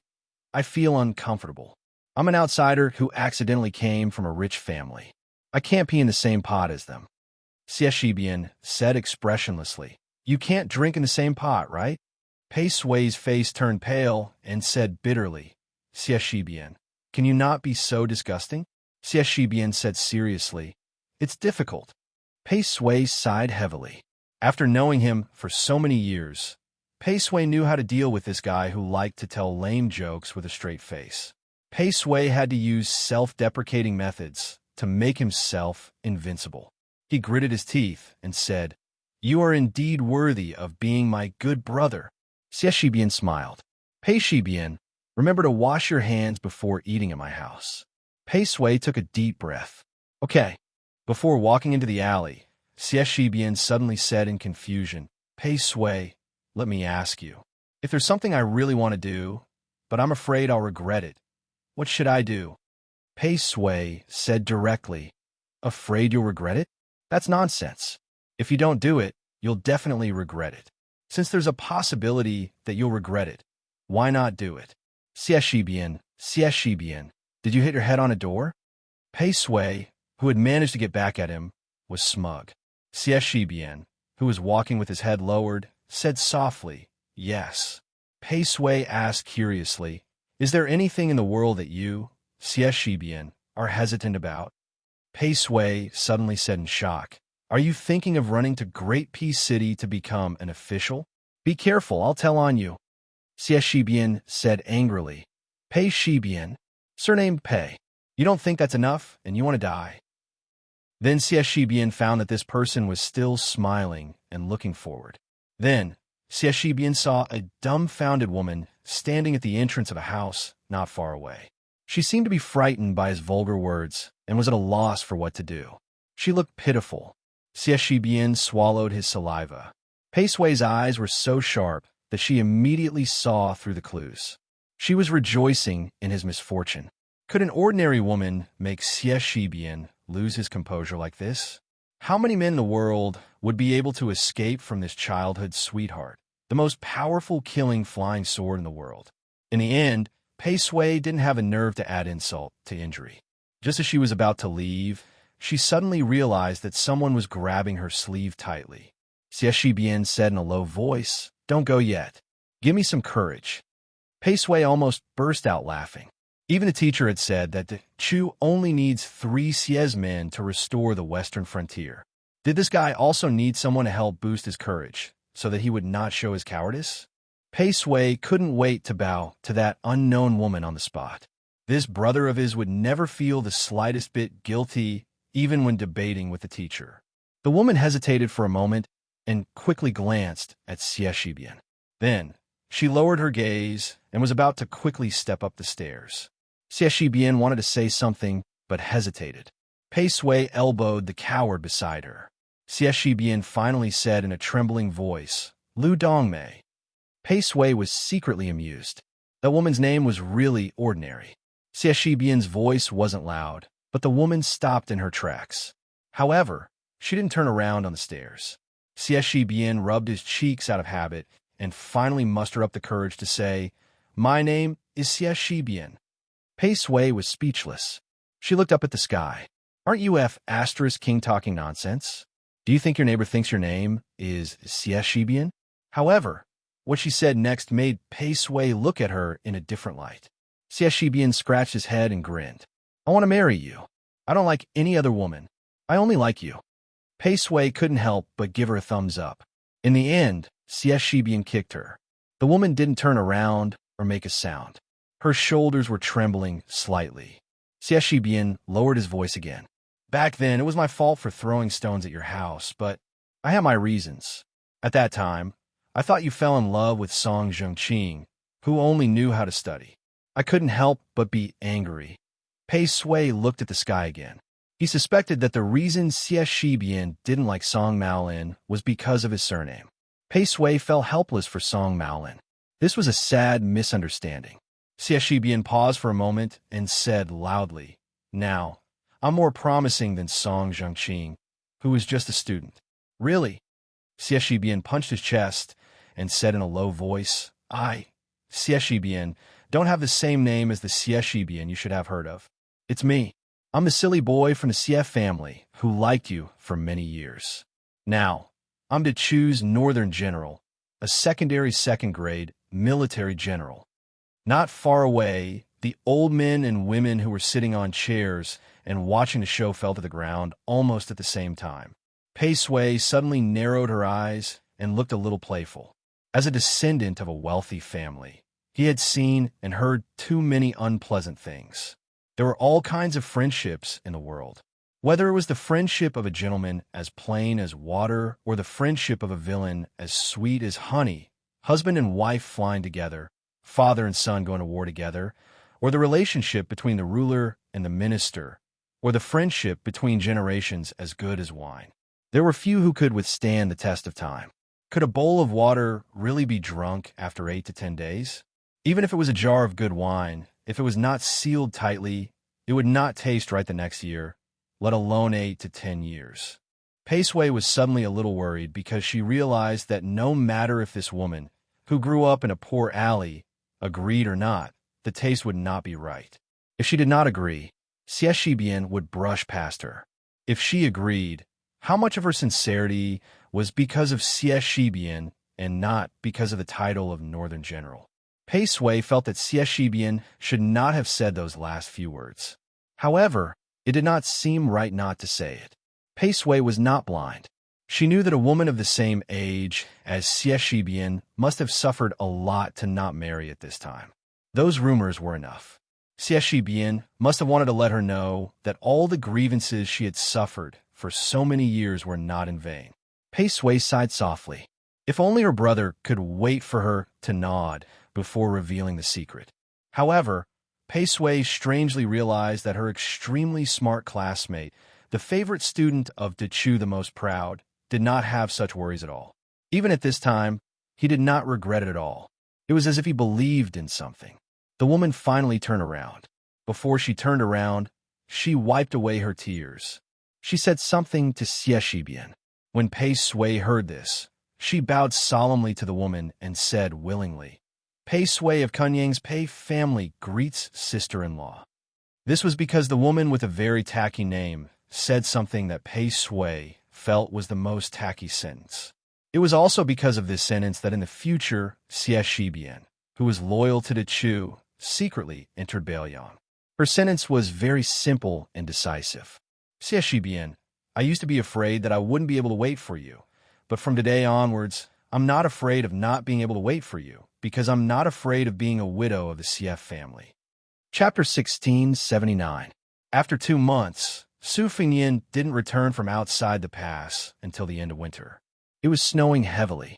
If nothing unexpected happened, this should be the last snow in Beiliang's second year of Xiangfu. Entering the city in the dead of night, neither Su Fingyin nor Su Beiji rode in a carriage. Behind them were 800 white horses with white armor and white horses, blending into the snowy night. On this snowy morning, Su Fingyin put on a fox fur coat that he hadn't changed for many years and walked out of the much-expanded Wutangen. Alone, he went to the pavilion in the middle of Tidehark Lake. Leaning against a pillar, he gazed at the surface of the lake. He heard that in the early days, the 2 women in his residence used the lotus flowers on the lake as small wishing ponds, often throwing copper coins into the lake. In the end, it didn't take long for them to smash into a hornet's nest.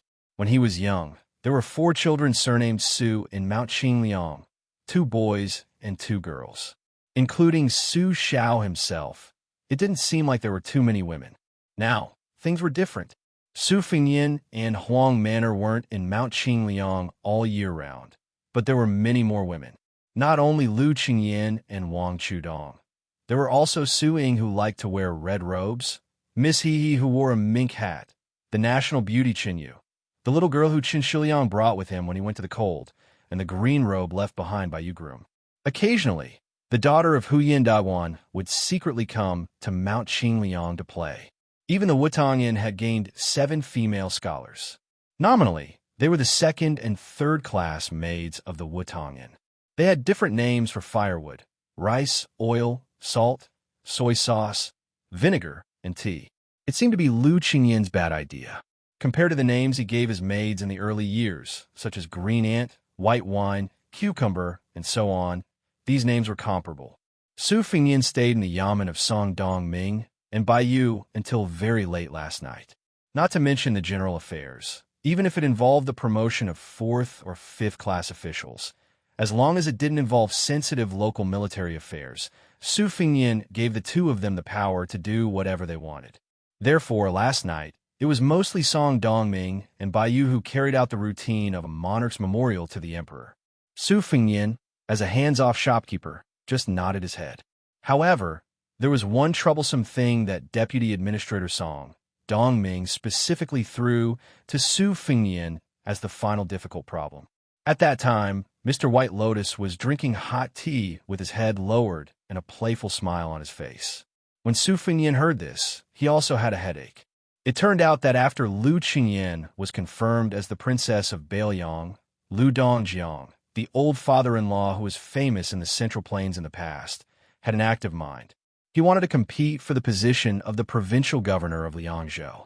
Regardless of the original intention of the original provincial governor, Tian Peifong tactfully retreated at the last moment, or was forced by the situation. After returning to Liangzhou from North Resisting City, she submitted her resignation to Mount Qingliang. Subsequently, the provincial governor of Liangzhou was inside and outside. The situation of internal and external provincial governors was already set in stone. This made Lu Dongjiang, who originally only coveted the position of the provincial governor of Beiliang, suddenly change his mind. Taking advantage of the good momentum of a father relying on his daughter, he hoped to take the position in one step and become the 3rd in command of the civil officials in Beiliang. Su Fingyin couldn't do anything about this and could only use the tactic of delaying. As for the actions of the Lu family's children after they entered the cold, Su Fingyin was actually very clear about them. Those arrogant scholars either couldn't be helped, or the few talents that could be counted on one's fingers could be counted on one's fingers. It was also not that Lu Dongjiang didn't think so. Even though Su Fingyin had already compensated the Lu family for the construction of a new city, Lu Dongjiang clearly didn't feel that this was the treatment that the Lu family of Qingzhou deserved. Unfortunately, Beiliang was not the imperial court after all. There was no Hamlin Academy to support idle people, and there were also no palace pavilions or academies to give to people. In the end, Su Fingyin, the son-in-law of Beiliang, was the master of the family. It wasn't that he didn't want the Liu family to be able to hold their heads high in Bailiang, but he really couldn't afford to give them this face. Su Fengnian raised his head and saw Baiyu slowly walking over. Su Fengnian didn't deliberately adopt a courteous posture to welcome him. He only sat up straight. Baiyu walked into the pavilion in the middle of the lake and stomped heavily on the steps, shaking off the snow. The two of them sat facing each other. Baiyu was the first to speak with a smile. Ever since I entered the mountains when I was young, in all these years, I've seen a few spectacular snowfalls in Jiangnan. It wasn't until I came to Bailiang that I realized that in the end, Jiangnan can't compare to the north. Su Fengnian smiled slightly. I heard Su Xiao say that the winter snow in Liaodong is even heavier. Snow as big as a goose feather isn't enough to describe it. Baiyu joked. The snowflakes are as big as a hand. Back in the day, when I was at Mount Longhu, I also heard of the poem written by the great general. The corners of Su Fengnian's mouth curled up. The civil officials in northern Liang all feel that Su Xiao is not easy to serve because flattery has always been done on the horse's hooves. Only my second sister's husband, Chancellor Wang, can flatter the right person. In fact, the heavenly secret here is very simple. It is to be as shameless as possible. He absolutely can't put on the airs of a scholar, because Su Xiao can't understand things that are too profound and implicit. Just thinking about how to reply is very difficult. Chancellor Wang went straight to the point. The two lousy chess players were evenly matched with Su Xiao on the chessboard. They even praised Su Xiao by saying, Great, this move is so domineering." Su Xiao naturally understood these compliments, so he was especially happy. And there's also Huang Manor's master, Zhao Shituan, who also knows Su Zhao's weak spot. I remember the first time he came here, he said that Huang Manor was born with innate intelligence and a handsome appearance, worthy of being the great general's son, and so on. At that time, even I couldn't stand it, and felt that this old man was most likely a Jianghu swindler. In the end, I sent someone to bring a dog to scare the old celestial master. Now that I think about it, the saying the wise man doesn't show his true colors is very true. Su Fengnian didn't know if it was because he started talking, but he couldn't stop himself. I remember when I went to Mount Wudong to practice martial arts and met the old chief for the first time, Wang Zhongluo. At that time, I heard a lot of Jianghu rumors about breaking the river with one finger and admired this Bailiang's celestial Taoist immortal. In the end, after meeting him, the old chief indeed had a celestial demeanor and didn't disappoint. However, he was soon exposed. Guess what it was? Baiyu shook his head. Su Fengnian smiled. He squinted his eyes and said softly, "At that time, I was curious and asked the old chief if he really broke the river with one finger. He first shook his head and said no. Then he stretched out 2 fingers and said 2 fingers. At that time, other than being stunned, admiring, and fascinated, I also felt that this old chief was actually quite dignified despite his celestial aura. You didn't see the old man's expression after he said those 2 words. He was obviously trying his best to pretend to be an otherworldly expert, but he didn't do it well. When people thought about it afterwards, they felt that he was just an old man who had done great things in his early years. When he got older and was remembered by the young people, especially when they mentioned him face to face, he was so happy that he couldn't even hide it. Baiyu said softly, "The Celestial Master's residence is different." Su Fengnian looked at the lake and murmured. Later on, I understood that Su Xiao was also such an old man. However, when I was young, I never praised him face to face. Instead, I often scolded him and even beat him up, always wanting to embarrass him. At that time, I only thought that you were the one who caused my mother's death. Now that I have no manners and no manners, it's actually all your fault, Su Xiao. Don't blame me, Su Fengnian. Chapter 1680. Baiyu's gaze moved past Su Fengnian's shoulder to look at the other side of Tidehark Lake. After a long silence, he slowly said, "My parents passed away while Hongjia was on his way north. Because they were great pilgrims at Wudong Mountain, I was brought up the mountain." Su Fengnian asked, "You don't hold a grudge?" Baiyu calmly said, "At the beginning, I held a grudge. Not to mention the commoners, even us scholars who read history, when we read about those fallen monarchs, The history books only described the treacherous officials as deceiving the emperor.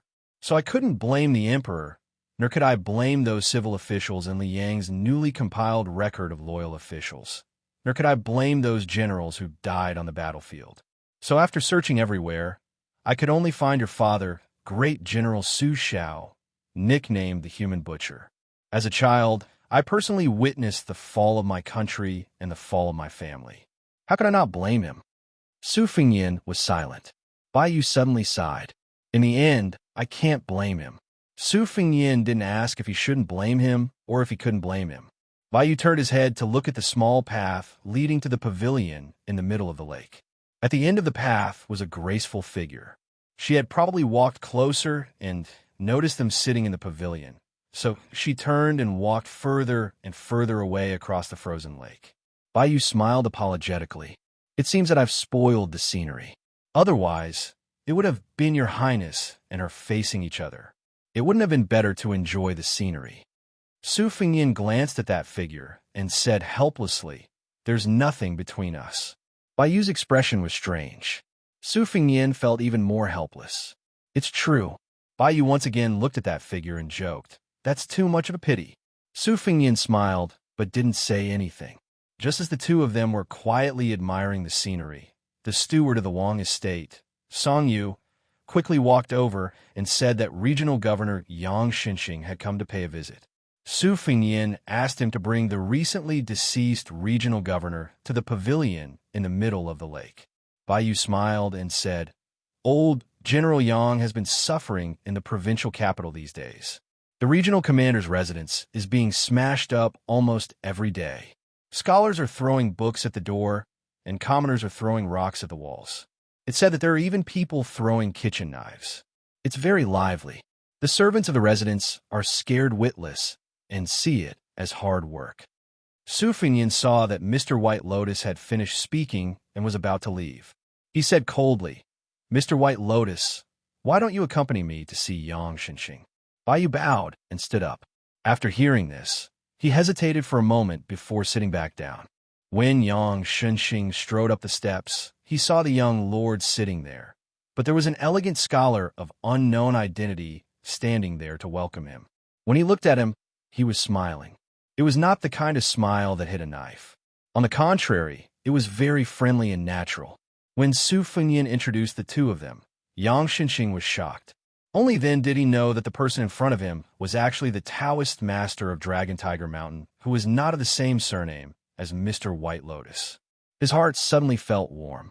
When he heard that, Bai Yu personally said that he would go to the regional commander's residence to ask for wine when he was free. Yang Xianxia, regardless of whether it was true or not, and whether it was out of politeness or sincerity, felt a little closer to Bai Yu. After all, when he arrived in Liangzhou, the only reason he had closed the door to visitors was because he knew that if he took even half a step out of the door, he would become a street rat that everyone wanted to kill. Not to mention that none of the civil and military officials of Liangzhou had shown up. Even the servants and maids of the residence looked at him with hostility. Yang Xianxia had shamelessly come to Mount Qingliang this time because he had previously sent a secret letter to Su Fengyan to greet him when he returned from outside the pass. Whether or not the old man had entered the prince's residence on Mount Qingliang, or whether or not Su Fengyan was willing to let this regional commander enter his residence, the entire Beiliang officialdom was waiting to see.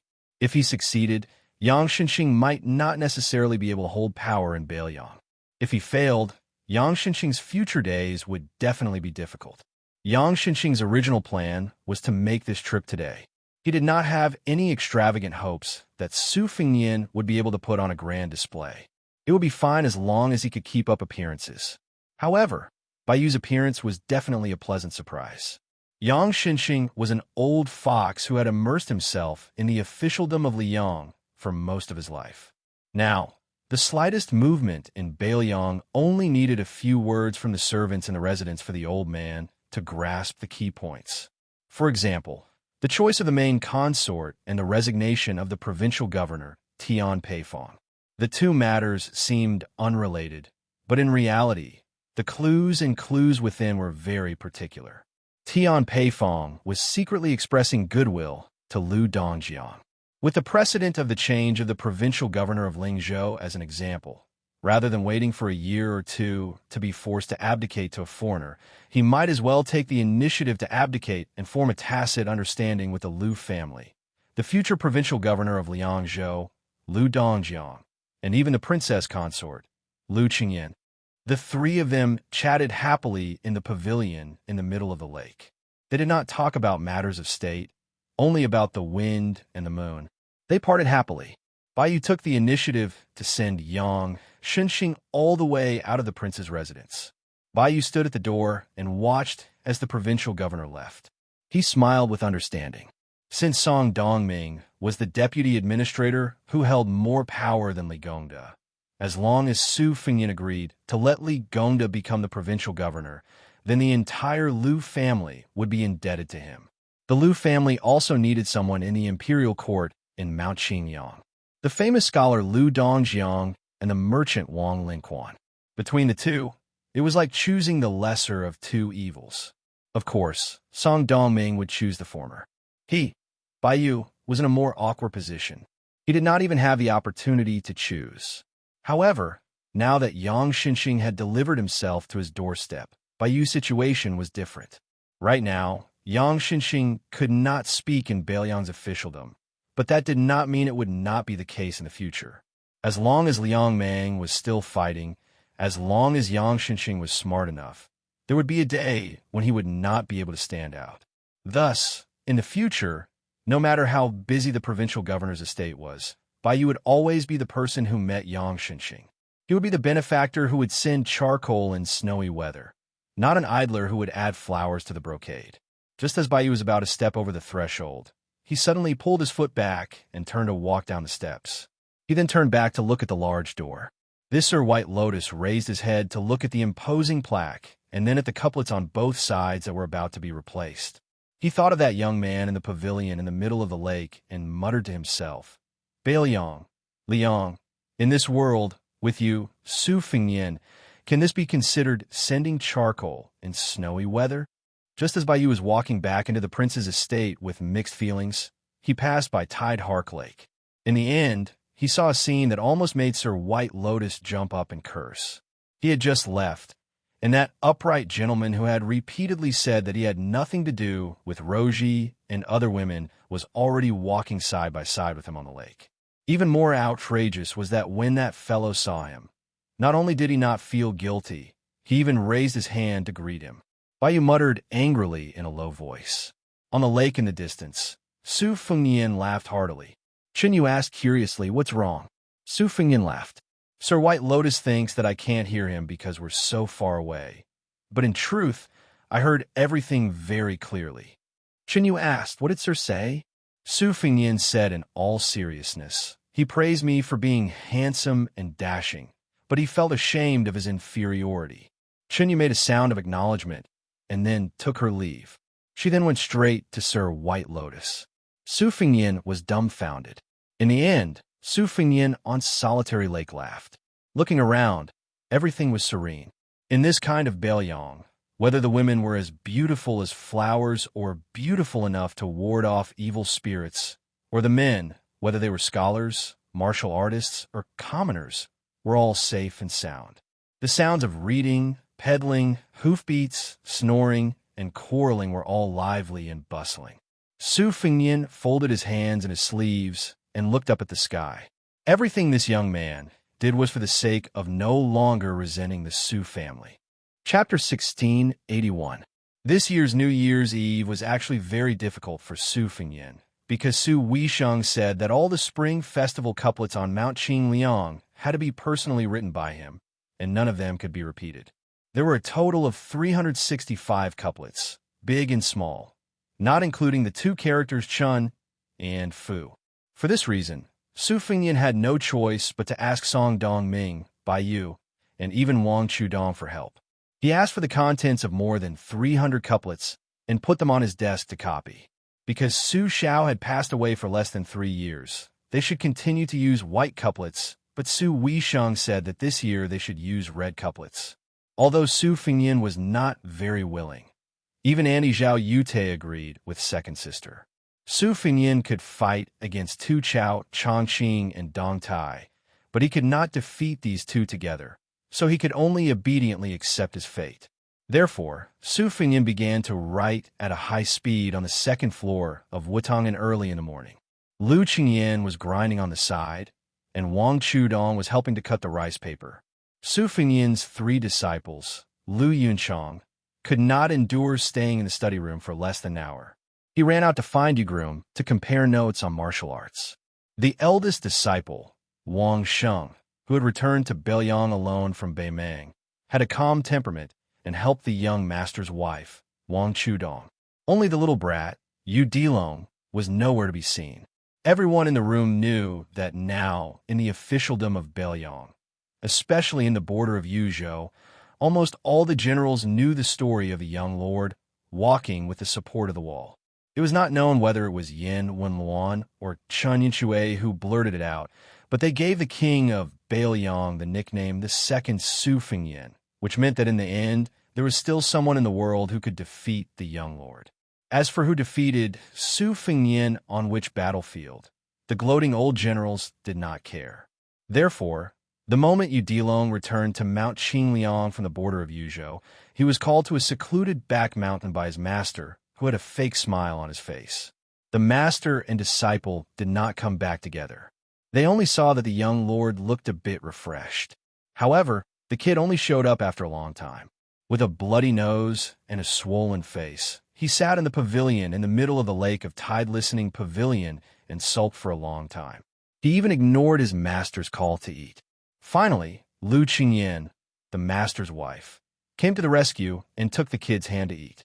While wolfing down the food, the kid was frightened and complained to the master's wife that his master beat him for no reason and even asked him to practice the vow of silence meditation during this period. Yu Dilong asked the master's wife what he had said wrong. Seeing the kid's bitter eyes, Lu Qingyan's resentment disappeared. She stood up for the kid and told him not to worry about his master. If he wanted to vent his anger on his master, he could come to the master's wife.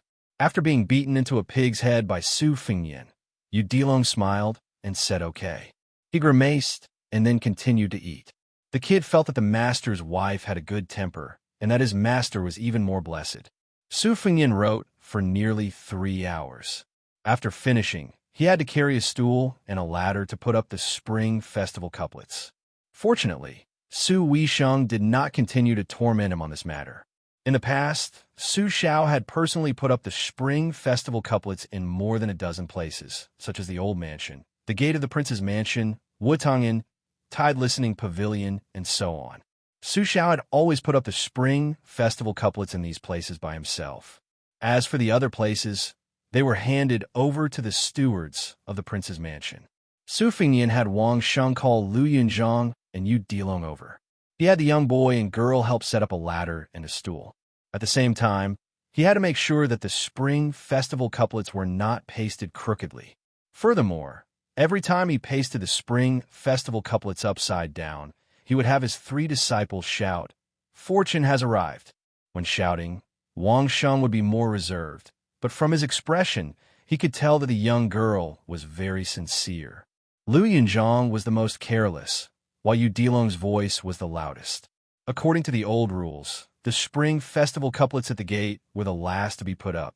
After finishing, Su Fengyin held the big bowl of rice milk in his hand and looked at the sky and the end of the street.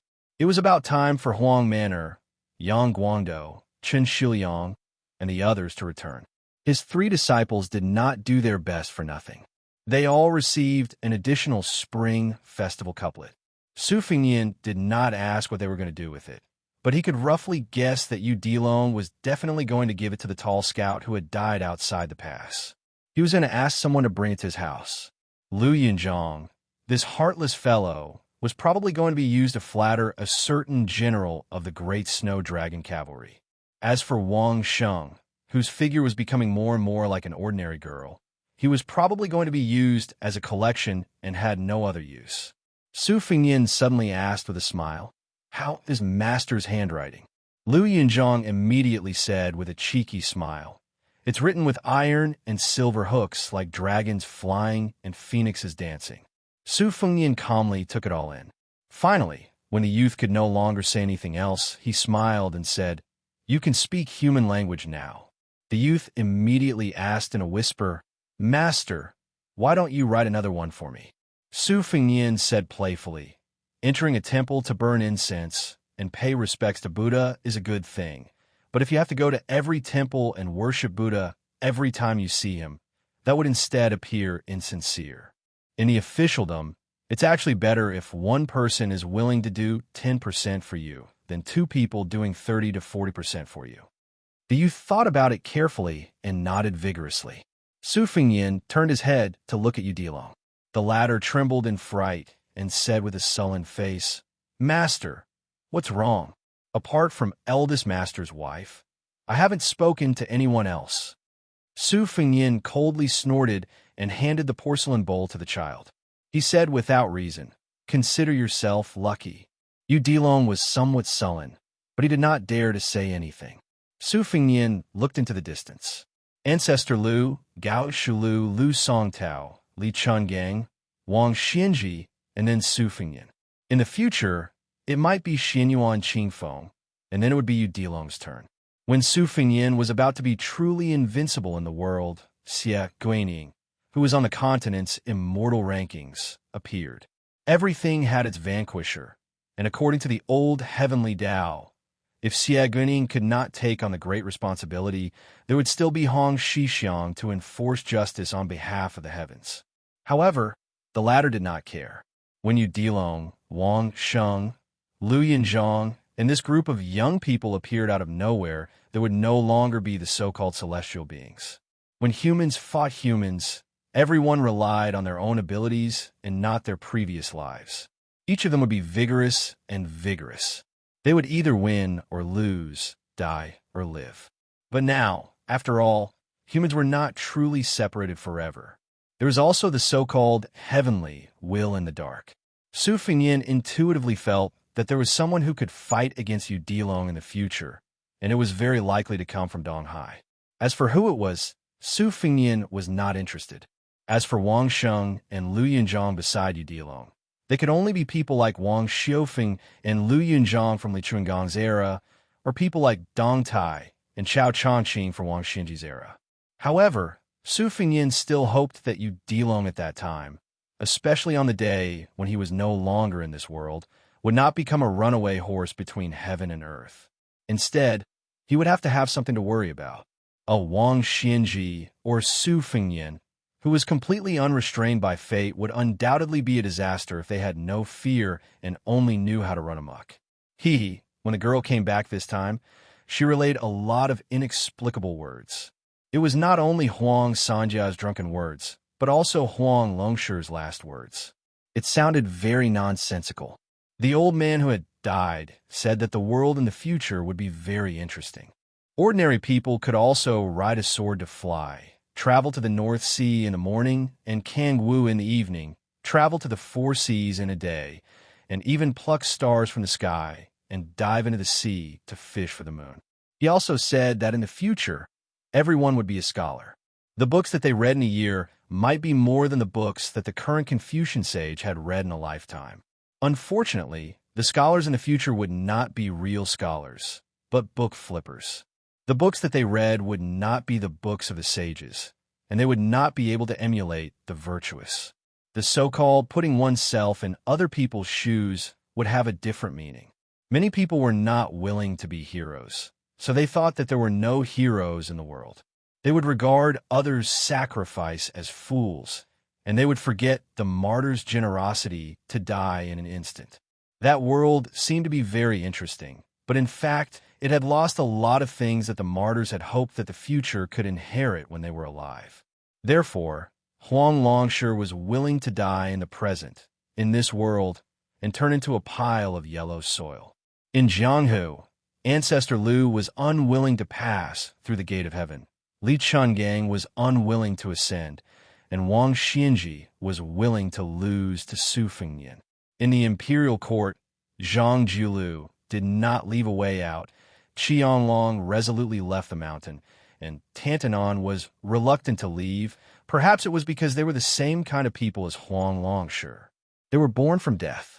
Su Fengyin sighed softly and reached out to rub the head of his eldest disciple.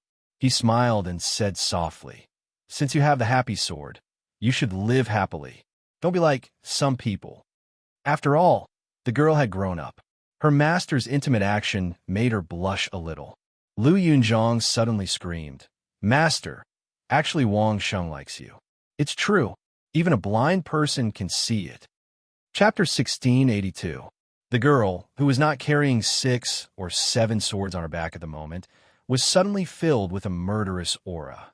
After traveling thousands of li with White Fox Face and Beimang, the girl's swordsmanship cultivation had improved by leaps and bounds.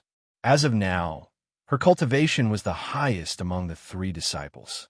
However, the girl's thoughts were obvious. If she were to fight with Lu Yunzhang, wouldn't it mean that she acknowledged Lu Yunzhang's words? However, if she ignored him, she would not be able to hold back her anger. Fortunately, the sound of horse hooves on the street helped her out of her predicament. It was her master's younger brother, the commander of the Longxiang army, Su Longxiang, who had returned from Liuzhou to the capital. When Su Fengyin walked down the steps, he said, "Dilong, spar with your junior brother. Beat him up the same way our master beat you up yesterday, as long as it doesn't delay the reunion dinner."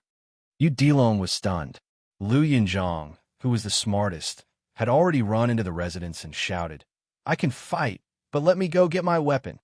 Yu Dilong hurriedly passed the porcelain bowl to the blushing Wang Sheng and went to stop Lu Yunzhang. Wang Sheng lowered his head and returned the bowl to Su Fengyin. He whispered, "Master, I'll go too."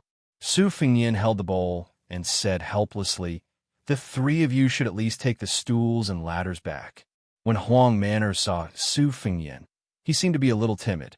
Su Fengyin passed the bowl to Xianxia and then grabbed Huang Manor's shoulder with a smile.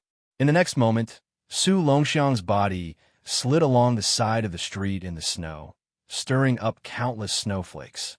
Back in the day, the 4 sisters and brothers of the Su family, Su Fengyin loved to throw the thin and weak Huang Man into the snow every time it snowed.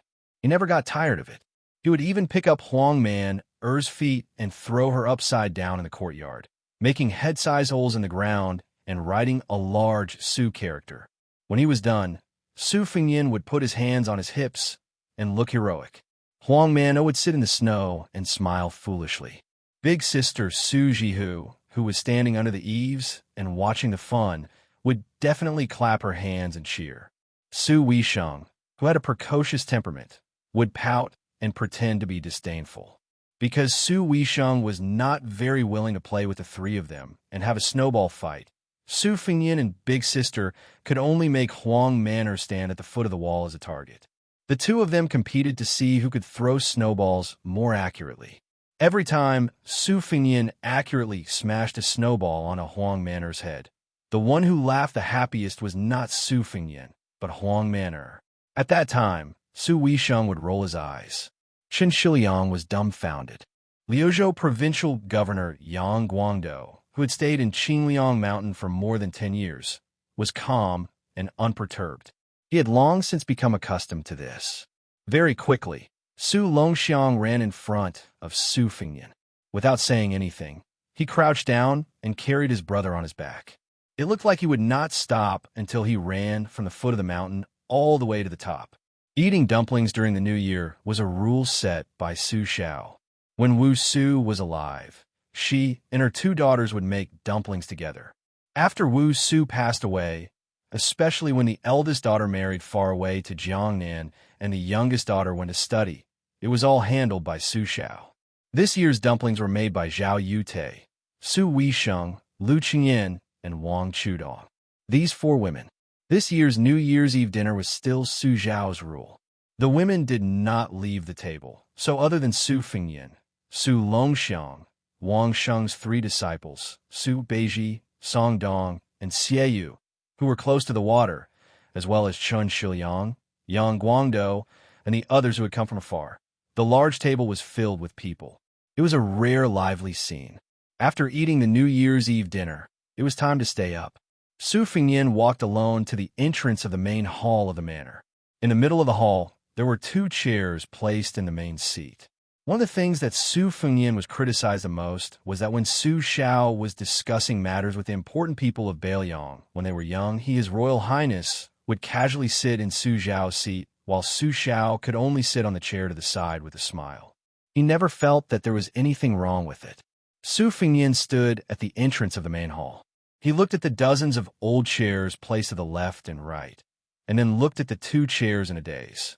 Soon, the old steward of the manor, Song Yu, brought in a large stove. There were small tongs for fiddling with charcoal fire hanging from the cracks of the wooden stove. Su Fengnian took the stove and placed it by the feet of the 2 chairs in the center. He squatted down and began to skillfully fiddle with the charcoal fire that had just glowed red. The matter of staying up was a man's matter. Even though Su Xiao was famous for being a henpecked husband, this matter was not discussed. Of course, the old Wang Fei, Wu Su, would never argue with Su Xiao on this matter. After marrying into the old Su family, Wu Su was the daughter-in-law of the Su family. She would never say anything about the old Su family's customs. When Su Fengnian was squatting in front of the stove, Su Longxiang also walked into the main hall with 2 large bags of charcoal. They had to stay up until dawn, so it was necessary to add charcoal to the fire. The 2 brothers squatted together. Su Fengnian said softly, "In the past, when I stayed up, I would get sleepy easily. Su Xiao has never been a man who doesn't talk about his past bravery. He likes to talk about it. Every time, I couldn't stay up until midnight. You would leave with me, so Su Xiao always stayed here alone. Now that I think about it, Su Xiao is all alone. It is quite pitiful. Huang Manor, don't you think so?" Su Longxiang nodded. Su Fengnian asked again, "What do you think Su Xiao is thinking when he sits here every year at this time?" Su Longxiang shook his head. Su Fengnian hesitated and said to himself, "When Chao Changqing was in Taiyan City, he told me that I could go to West Chu after the New Year to pick up someone. But I don't know how to say it. Second sister may not agree, and whether your 2 sisters-in-law agree or not, they will have a knot in their heart. Not to mention Yen Wenluan, great ancestor Gu, and the other generals. Yes, how can a military and national affairs be trifled with? Beiliang has lost so many people in battle outside the pass. After all, they died for Beiliang. But if I say that accompanying Su Fengnian to Guangling Taoism and risking universal condemnation, what is going on? Even if I am stubborn and use my identity as the king of Beiliang to pressure them, I fear that before the next battle of Liangmeng is even fought, our Beiliang will already be divided." Su Longxiang sank into deep thought. He was not like when he was young. He would foolishly and happily stand by his older brother's side, no matter what happened. In the early years, for his older brother, Huang Manor even dared to oppose Su Xiao. Just like the song and dance on the peak of Qingliang Mountain after the death of the old emperor, Su Xiao was infuriated for the first time. Huang Manor stood between his father and his older brother, not retreating a single step. Su Fengnian put down the fire tongs and crouched in front of the stove, staring at the fire in a daze. Even Su Fengnian did not know that tonight, in the night, group after group of people would enter through the gates of the provincial capital. Yuzhou had Beiliang Infantry Commander Yan Wenluan, Deputy Commander Chen Yinshui, Provincial Governor Hu Kuei, General Huang Fuxi, General Yu Luandao, and others. Lingzhou had Administrator Li Gongda, Li Hanlin, the new Provincial Governor, Lingzhou General Han Laozhan, Deputy Commander Wang Ji, Huang Xiaokuai, and others. In Liuzhou, apart from Chen Shiliang and Yang Guangdou, there was also Longxiang Army Deputy Commander Li Mofen and Liuzhou General Ko Jianghuai. In the outer pass of Liangzhou, with Beiliang Governor General Chu Lushan and Cavalry Commander Yuan Zuozong at the head, there were even more people. For some reason, Beiliang civil officials and generals all rushed to the gates of the prince's mansion on this New Year's Eve. Su Yanbing stood at the entrance of the hall, his face abnormally heavy. Su Fengnian slowly stood up and smiled bitterly. The lineup at the foot of the mountain was undoubtedly forcing him to abdicate. Since he was kept in the dark, that meant that even his second sister and Chu Lushan would not agree. Su Fengnian stood near the chair and turned to look at the entrance. Chu Lushan was the first to appear at the entrance, but he was not in a hurry to step over the threshold. Su Fengyan gathered his thoughts and said with a hoarse voice, "Come in. Chu Lushan, Ligonda, Yin Wanwan, Yuan Zuozong, Chen Yinshui, great ancestor Gu Li Mofen, Yulwan Dao Ko, Jiang Huai, Chao Xiaojiao, Song Dongming Baiyu, Huang Shang, Su Beiji, Chen Shuliang." Because there were too many people entering the hall, they had no choice but to add more than 10 chairs. Su Fengyan waited until there were chairs behind everyone before sitting on the chair that Su Xiao used in the past. Su Fengyan stretched out his hand and gestured. Everyone sat down. Su Longxiang also picked a chair and sat on the side. That majestic momentum was not inferior to Chao Chongqing, Dong Tai, and Toba Bodhisattva. All the top martial arts masters appeared in front of the young king. Su Fengyan was not angry, but a little tired. Chu Lushan, who was sitting next to Su Longxiang, Yuan Zuozong, and Qi Danghua, lowered his head as if he did not dare to look at Su Fengyan. The reason for the situation tonight was because of him and Su Weishang. Otherwise, who would dare to act like this? Su Fengyan sat upright with his hands in his sleeves, just like Su Xiao in the past. Chapter 1683. In the Su family on Mount Qingliang, the men were staying up in the meeting hall, while the women were not sleeping either. Instead, they were gathered in Su Weishang's small courtyard. Like Wutongyan, they had laid out extravagant earth dragons. However, ever since the Battle of Liangmeng, both Wutongyan and this place had never used earth dragons that consumed countless charcoal. Even when facing Su Weishang, Aunt Zhao Yute still wore her visor. She was bending over and fiddling with the charcoal fire. The light of the fire shone on her visor, making it sparkle. Lu Qingyin and Wang Chudong sat to the left and right of Su Weishang. Wang Chudong, who had a lively temperament, had never liked to pay attention to the posture of the armchair, so she sat on a small stool. At this time, she simply rested her head on Su Weishang's knee, her eyes drowsy.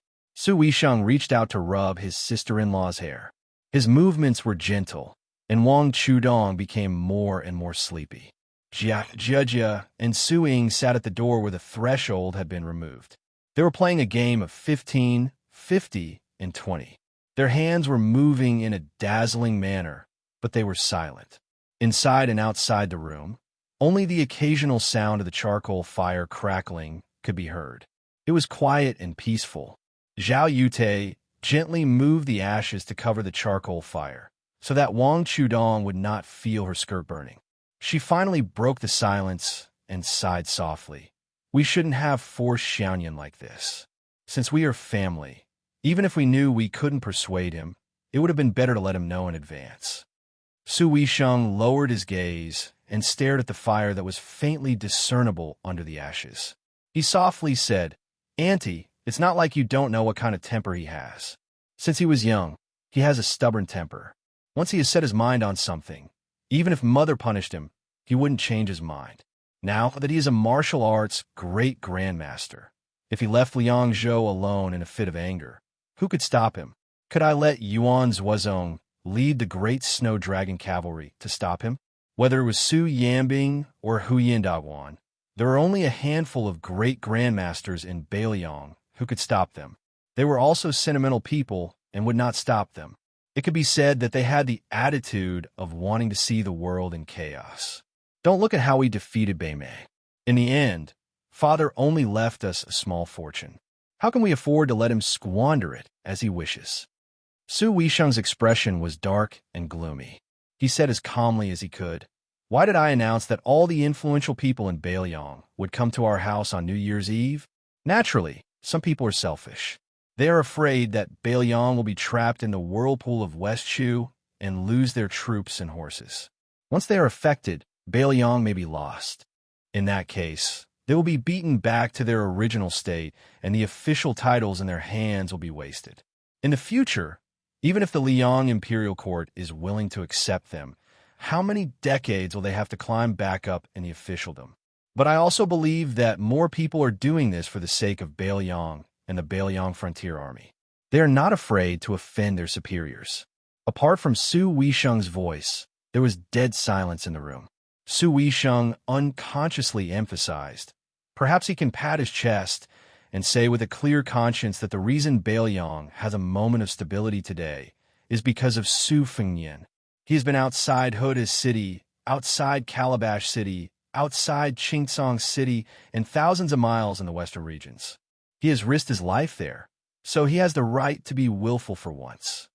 Zhao Yute raised his head and asked, "Is that not the case?" Su Weisheng's expression was miserable. He shook his head and said no. Although the cold helmet covered his ferocious and terrifying face, Zhao Yute was clearly angry. He said in a low voice, "Just because his surname is Su and he is the son of the great general and the princess?" Su Weisheng and Zhao Yute looked at each other. Their eyes were firm. He is the eldest son of the Su family. The king of Bailiang is related to the life and death of more than 2 million people in Bailiang. He is also one of the 4 grandmasters of martial arts. Since he chose to increase his burden and practice martial arts, then he should be like our father and take the lead in every battle. Even more than our father, he should face Tuoba Bodhisattva and Bei Meng's million-strong army. It is he who blocked the only way out. It is he who made himself unable to be a vassal king who can enjoy peace by taking a step back. He can't blame anyone else. Zhao Yute wanted to say something, but stopped. He could only sigh. It turned out that this was the reason why she was extremely unwilling to let Su Fengnian practice martial arts. After practicing martial arts and becoming a peerless master, once he became the enemy of tens of thousands of people on the battlefield, then during the Battle of Liangmeng, what reason did he have to just hide behind the scenes and strategize? If he was just a weak young vassal king who was not a great grandmaster, Su Fengnian, then he would still have an excuse not to personally fight. At the very least, even if he rode to the battlefield, he would only die after many people. Or even when she didn't want him to die in Bailiang, she could forcibly take him away from the northwest and fly away. Facing such a painstaking woman, Zhao Yute couldn't get angry. Su Weisheng suddenly patted Wang Chudong's little head and said resolutely, "I'm going to add charcoal to the meeting hall." Wang Chudong rubbed his eyes. He didn't understand. Zhao Yute said bitterly, "What else do you want to do? Isn't it enough?" After Wang Chudong raised his head, Su Weisheng said coldly, "Huta City's Lu Jinu, Longxiang Army's Wang Lingbao, Wugong City's Zhu Mu and Gao Shiqing. These people, those people, many of them are dead. I'm going to add chairs for them in the meeting hall. I just want Su Fengnian to see with his own eyes the empty chairs." Lu Qingyan suddenly said, "I will go." Su Weisheng smiled. He bent his finger and knocked on her forehead. "Silly. How can you do this kind of thing? Anyone can be a villain, but you, Lu Qingyan, can't." Zhao Yute also nodded and said, "Don't worry about it, Qingyan." Su Weisheng interrupted Zhao Yute's next words, "Aunt, I will go." Zhao Yute was silent for a long time. Finally, he slowly nodded. Without Su Weisheng in the room, no one spoke. About 2 incense sticks later, Su Weisheng pushed his wheelchair back to the door. His face was pale. Zhao Yute got up and walked over. She said with heartache, "Did Xianyan get angry at you? And we'll go teach him a lesson now." Su Weisheng grabbed Zhao Yute's sleeve tightly and said sadly, "I went back halfway, but someone told me that he had already added chairs for those heroes in the meeting hall. Auntie, am I wrong?" Zhao Yute squatted down and wiped away the tears on his face. She said softly, "No, you are not wrong. You and Xianyan are both good children." Inside the room, Lu Qingyan's expression was wooden. Wang Chudong was silently sobbing. The 2 girls, who were sitting cross-legged at the door with Su Ying, suddenly said, "Women shouldn't get involved in men's business. Fighting and defending the world has nothing to do with us." Perhaps because she had been with Jia Jiejia for a long time, Su Ying actually laughed for the first time. Everyone in the meeting hall was an ambitious and ruthless person, a hero, and a famous scholar. Chu Lushan, Yin Wenwan, Li Gongda, Yuan Zuozong, Ancestor Gu, Qin Yunshui, Zhou Kong, Qi Danghua, Ko Jianghuai, Hu Kuei, Huang Fushi, Han Laozhan, Song Dongming, Baiyu Su Beiji, Chen Shiliang, Li Hamlin, Huang Shang, Yang Guangdou, Shifu, Dian Hongyu Huang Xiaokuai, Yuan Wenbao, Chao Xiaojiao, Hong Xianxia, Wang Ji, Song Chong Sui, Xianma, Wei Shaking, Tian Peifong, Hu Gonglai, Wei Chunshi, Jiao Wui, Chong Sui, Su Huang. There were only 4 prefectures in northern Liang, but the number of generals there was enough to make the imperial court of Liang, which had unified the Central Plains, blush with shame. Chapter 1684. Su Yanbing, who was regarded as a half-step martial saint by the young vassal king, stood outside the door, leaning against the pillar, arms crossed, looking at the night sky. There was a travel-worn old man who came from an academy in Yuzhou. For some reason, he was in such a hurry that he wished the horse had 8 legs, but after entering the mansion, he was not in a hurry. He walked leisurely on the bright moonlight and the endless red lanterns to the tide-listening pavilion. Beside the old man in a scholarly robe was a woman with a cold temperament. She was one of the disciples of Shangyin Academy's Han Guzi, Su Weisheng's junior sister, Jean Baosher. She was different from her fellow disciples who were already in Beiliang's court. She was not willing to go to Wutongyan to live under someone else's roof, nor was she suitable to be an official, so she went to the academy. She helped the old man with chores while concentrating on her studies. The old man was the bad chess player that the young vassal king spoke of. He was the national player who could play chess on par with Su Xiao. Of course, his more famous identity was Chancellor Wang of Shangyin Academy, the person who led the scholars to die. If, and only if the Beiliang Su family really split the land and became emperor, then this old man was actually the first official to follow the dragon. The significance was even greater than Zhao Chongling's defection to Su Xiao during the Spring and Autumn War. But unexpectedly, the old scholar who had made great contributions in Beiliang, one of Su Weisheng's teachers, and a famous scholar who had wrestled with the Academy's Grand Chancellor Qianglong in the early years, was like a clay ox entering the sea after his identity was revealed. He became an unknown teacher on a small mountain far smaller than Green Deer Mountain Academy.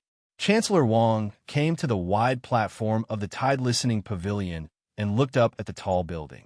He first smiled, then his entire mouth opened, and in the end he almost laughed out loud. Jean Baosher asked curiously, "Why are you so happy?" The old man laughed evilly and said, "Nothing, I just thought of some funny things." "Daughter, do you want to hear it? Instead of being happy alone, it's better to be happy together." Jean Baosher, who was already quite familiar with this old man, said unhappily, "Mister, you might as well enjoy yourself." There was no doubt about Chancellor Wang's knowledge, which could be counted on one's fingers. His teacher Han Guzi, head of the Secretariat Qianglong, and Imperial College's Yao Baifeng. Perhaps only these 3 people could sit down and discuss Tao with the old man in front of him. However, this old man, who had lived in seclusion in the Shangyin Academy in his early years, had completely revealed his old foxtail after coming to Beiliang. When Jean Baosher was helping in the academy, he was often teased by this old man and always liked to say extremely obscure dirty words. If not for the fact that he only used his mouth and not his hands, Jean Baosher could not guarantee that he would not beat him up. When a scholar was bad, he was really full of evil tricks, especially an old fox like Chancellor Wang, who was well-read. Jean Baosher had been in hot water during this period of time. She almost felt that she was no longer a virgin, but a mature woman who could quarrel with scoundrels. The old man did not care whether Jean Baosher wanted to hear it or not. He had already poured out beans from a bamboo tube. Haha! In the past, there were many famous moral scholars in our Central Plains who had nothing to do. And those guys who had nothing to do during the day and nothing to do at night. "Ai, daughter, don't turn your head away and refuse to listen." Fine, fine, fine. Let's talk about serious matters. It was those people who made up interesting stories about Mount Qingliang all day long, swearing solemnly as if they had seen and heard it with their own eyes. To be honest, back then my curiosity was piqued, and I believed the nonsense of those old bastards. That was why I shamelessly begged that girl Wei Xiong to be my disciple, thinking that I would have an excuse to come to this Beiliang palace to eat, drink, and sleep for free. Cough, cough, it's just sleeping. Daughter, please don't misunderstand.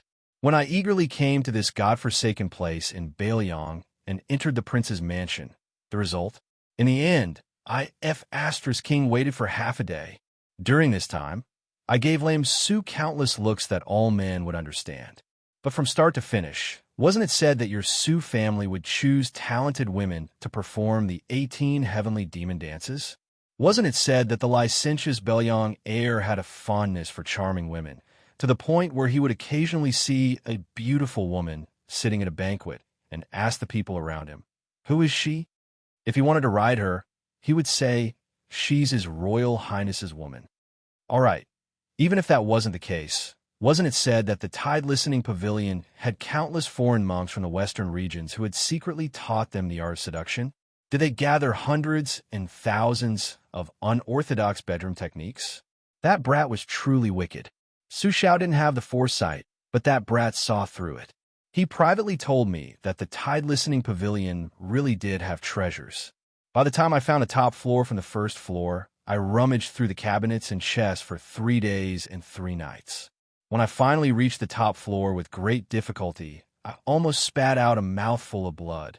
At this point, the old man whose saliva was flying everywhere beat his chest and stomped his feet in righteous indignation.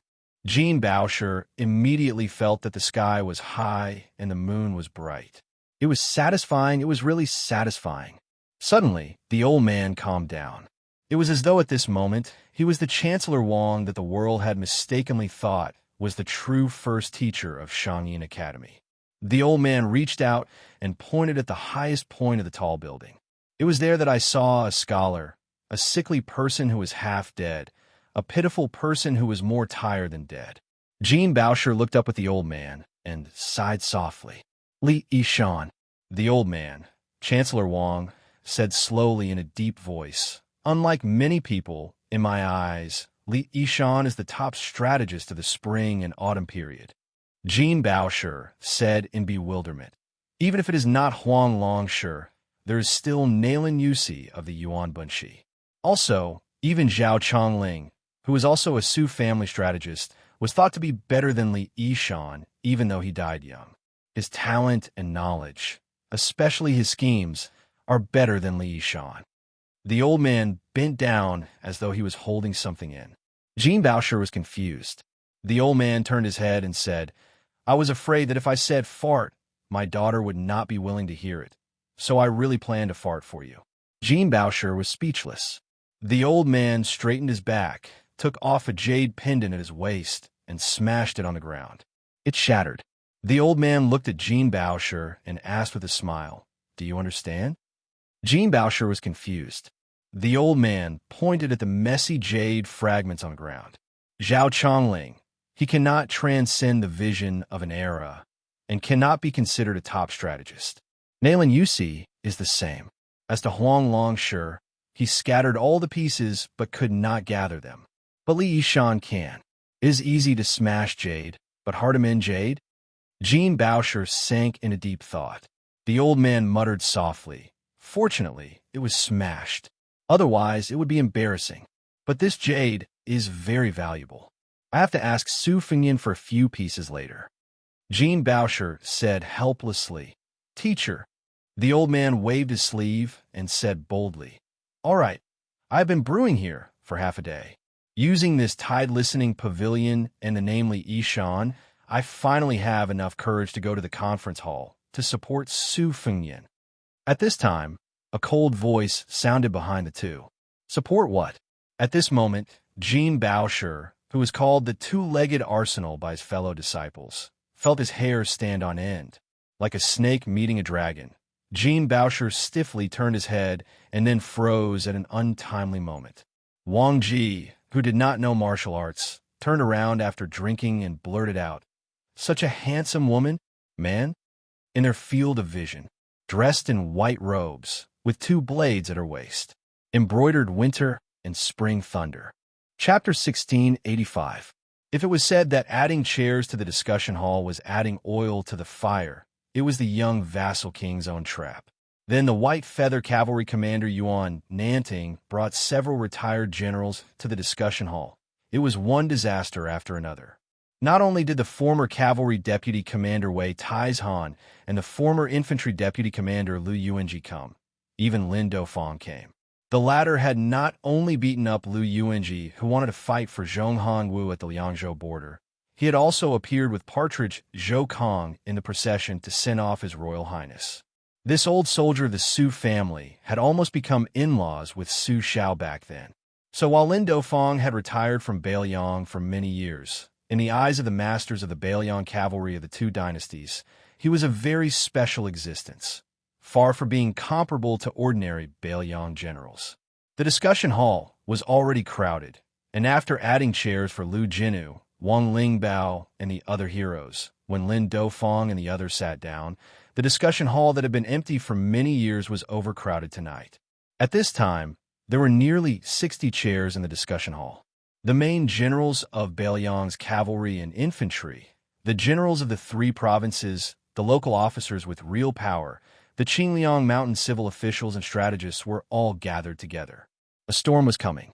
After Lin Dofang sat down, he looked around. There were some young faces, but more were old faces that he had known for half his life. The old man had a complicated expression. Looking at the situation, the two sides had not broken through the window paper, so he did not come too late. Although there were two sides, in the end, it was just Su Fengyin and all of Beiliang. This old soldier, who had once risked his life for the Su family, had a dazed expression. He thought back to the past. After winning the Battle of the Western Wall, the general had faced a similar situation. With Zhao Chongling as the leader, he strongly advocated that the Zhao family of Liang, who had shown signs of being cooked after the cunning rabbit was killed, be controlled by the river. Yin Wenluan, who was still sitting in the discussion hall, was one of those people. There were also Su Pu and Wu Yong, who were no longer in Beiliang, and Zhong Hanwu, who was already dead. Of course, Lin Dofang himself was one of them. It was just that the new and old Prince Liang had been together twice. It was similar but also different. After all, at that time, the general had Li Yishan by his side. Except for the scheming Qinji Bao, the other 5 adopted sons who had outstanding military achievements stood firmly behind the general. But today's young king seemed to have really fallen into a situation of being betrayed by his friends and family. Lin Dofang glanced at the brocade partridge without showing any emotion. It was said that Zhou Kong was forced to hand over part of his military power in Beicheng, so he was already at odds with the prince. Lin Dofang's gaze moved to the Beiliang governor Chu Lushan and the cavalry commander Yuan Zuozong. Chu Lushan was looking down at his feet like he was counting ants. Yuan Baixiong was resting with his eyes closed. Beside the two, Qi Danghua, who was also the general's adopted son, straightened his back and clenched his fists. He looked like he wanted to say something, but stopped. This made this burly general look somewhat comical. Lin Dofang glanced at Tian Peifong, who was about to step down as the provincial governor of Liangzhou. This nominal third civil official of Beiliang was probably like a lamb standing between wolves, tigers, and leopards. Lin Dofang sighed quietly. He had long received the news that they were going to have an audience with the prince on New Year's Eve. Chun Yunshui, who still held great power in the border army, told him about it. He didn't say anything in detail. He only said that all the high-ranking people in Beiliang would go to the prince's mansion. He only asked Lin Dofang if he wanted to join in the fun. Lin Dofang knew that it wouldn't be something pleasant. He didn't want to get involved in this mess, but he couldn't hold it in. He was afraid that the prince's hard-earned family property would fall apart overnight. In the end, Lin Dofang called his life-saving brother, Lu Sainer, and the old and wise Wei Taizhan. He hoped that no matter what happened, the 3 old men would be willing to sacrifice their lives to be the peacemakers so that things wouldn't get out of hand. The strange thing was that when they arrived at the prince's mansion, Yuan Nanting had been waiting there for a long time. He said that Yin Wenluan and Chu Lushan had passed a message to the 3 old men, telling them to wait and see. Lin Dofang, who had rushed to Liangzhou in a hurry, immediately felt a surge of anger. However, because Yuan Nanting was one of the old soldiers who had sent off His Royal Highness, Lin Dofang held back his anger and didn't get angry at him on the spot.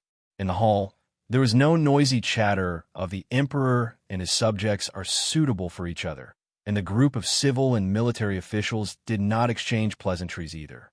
Lin Dofeng, Wei Taizhan, and Lu Yuanji all felt a kind of suffocating pressure. At this time and place, silence was better than words. It wasn't hard to imagine how much pressure the young king was under. Lu Yuanji had a rough temper and was used to being careless. He turned to Hezhong, who was sitting next to him, and suddenly asked in a low voice, "Old he, what do you want to do? Tell me, Lu Saner, so that I don't feel uncomfortable. It's too uncomfortable to have a knife on my neck." The old general, who had been ill in recent years, hesitated for a moment. He lowered his voice and said calmly, "We don't know when the Beimang barbarians will send their army to the border. At this time, the prince wants to lead an elite cavalry to the south to the Central Plains." Lu Yuanji immediately glared at him and said, "What? Are we finally going to kill those ungrateful Liang? Good thing, count me in. I don't want to continue to be the deputy commander of the infantry after I come back. If I can be a general and have 20 to 30,000 soldiers, it's enough. Do you want to attack Shishu or Hezhou first? But let's make a deal. I want to be the vanguard general." In the past, when Lu Yuanji returned to his hometown from outside the Great Wall, the old general immediately beat his 3 offending sons half to death and almost personally ran to Mount Qingliang to bring a bramble and ask for punishment. Only after the great general wrote a letter to Lu Yuanji did he give up. However, very quickly the old general personally escorted his 3 sons to Yin 101's army, saying that they could throw them to wherever in Yuzhou it was easy for people to die. Even if they died, it didn't matter. But what was more interesting was that Yin 101 said to Lu Yuanji, which made Lu Saner so angry. Yin 101 said in front of the old man that the Yuzhou infantry didn't accept garbage. Because of this, the 2 old men almost broke off their friendship. In the end, it was Chun Yinshui who helped Lu Yuanji's 3 sons to join the army. Lin Dofeng asked softly, "Old General He, what happened?" Hezhong suddenly said helplessly, "Do you know the Empress of West Chu, Xianxia?" Lin Dofeng nodded. "It's a hot topic. I even heard about it in the countryside. It said that this woman was saved by the general and had been secretly kept in the prince's mansion. Later, she was taken away by Chao Chongqing. That's why West Chu was reinstated." Lin Dofeng frowned after saying this. Could it be? Chapter 1686. Hezhong suddenly sighed, lowered his voice, and said, "You guessed right. His Highness is angry because of a woman. If it was in the past, when the war of Liangmang wasn't imminent, let alone 7 or 8,000 elite cavalry, even 20 or 30,000 cavalry would go to the Central Plains with the banner of the vassal King Bailiang. And it's not really a rebellion. Bailiang wouldn't worry about the imperial court making irresponsible remarks. Taking a step back, if the Zhao family really makes things difficult for Bailiang again and again, we can take advantage of the situation and make it difficult for the imperial court to get off the tiger. But now, Bailiang has lost so much that it's almost crazy. I think that old woman is about to go crazy. We haven't built the north-resisting city yet, and the deployment outside the Great Wall hasn't been completely completed.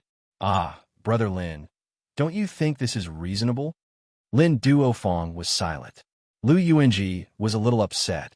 He wasn't good at reasoning with scholars, but he always felt that something was wrong. Therefore, the old man who scolded his royal highness the most fiercely looked at the young man who sat on the main seat and had an empty chair next to him. Lu Yuanji scratched his head, and his heart was in a mess. Yin Wenwan, the only general of the border army who could openly raise the flag in Bailiang's army after the main pillars like General Li Yishan and Chen Jibao either died or left. He looked around and finally took the lead to break the awkward silence that made everyone feel embarrassed. He looked up at the young vassal king and asked in a deep voice, "I, Yin Wenwan, Bailiang's infantry commander.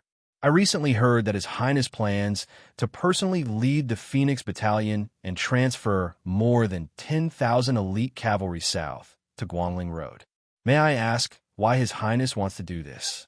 May I ask if this will delay the battle outside the Great Wall?"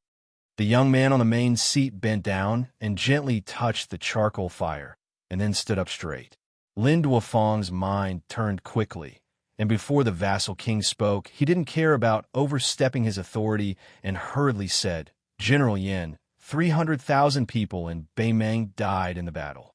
As the bridgehead for the food supply, the Southern dynasty can't bear the burden. It's very difficult to reorganize in a short period of time. This time, the Beimang barbarians are different from the nomads in the past. They are fighting in the Central Plains, and the more it is, the more it will hurt their vitality. I believe that in the next 3 months, there won't be a war. With the advancing speed of the Bailiang cavalry, going to Guangling Road in the Central Plains and back, it won't affect the overall situation." He didn't look at Lin Duofeng, and he just said, "Is there no war in the Central Plains and the Central Plains? Moreover, wouldn't that old woman and King Dongjua of the Southern Courtyard take advantage of the fact that Northern Liang is leaderless and send several elite troops south first?" Lin Duofeng looked at the young vassal king and said, "Your Highness, you don't have to go to Guangling Road in person." Before Yin Wenluan responded, Su Fengyin already shook his head and said, "If Bailiang sends troops to Guangling Road, I will definitely lead the troops myself." Lin Duofeng was confused. "How should he talk about this?" Su Fengyin suddenly laughed. "I mean, if we send troops, since everyone here doesn't agree." At this moment, an old man in a Confucian robe ran to the door of the conference hall breathlessly. He stepped over the threshold and then suddenly stopped, as if he didn't dare to lift his other foot. He calmed himself down, and his face turned red.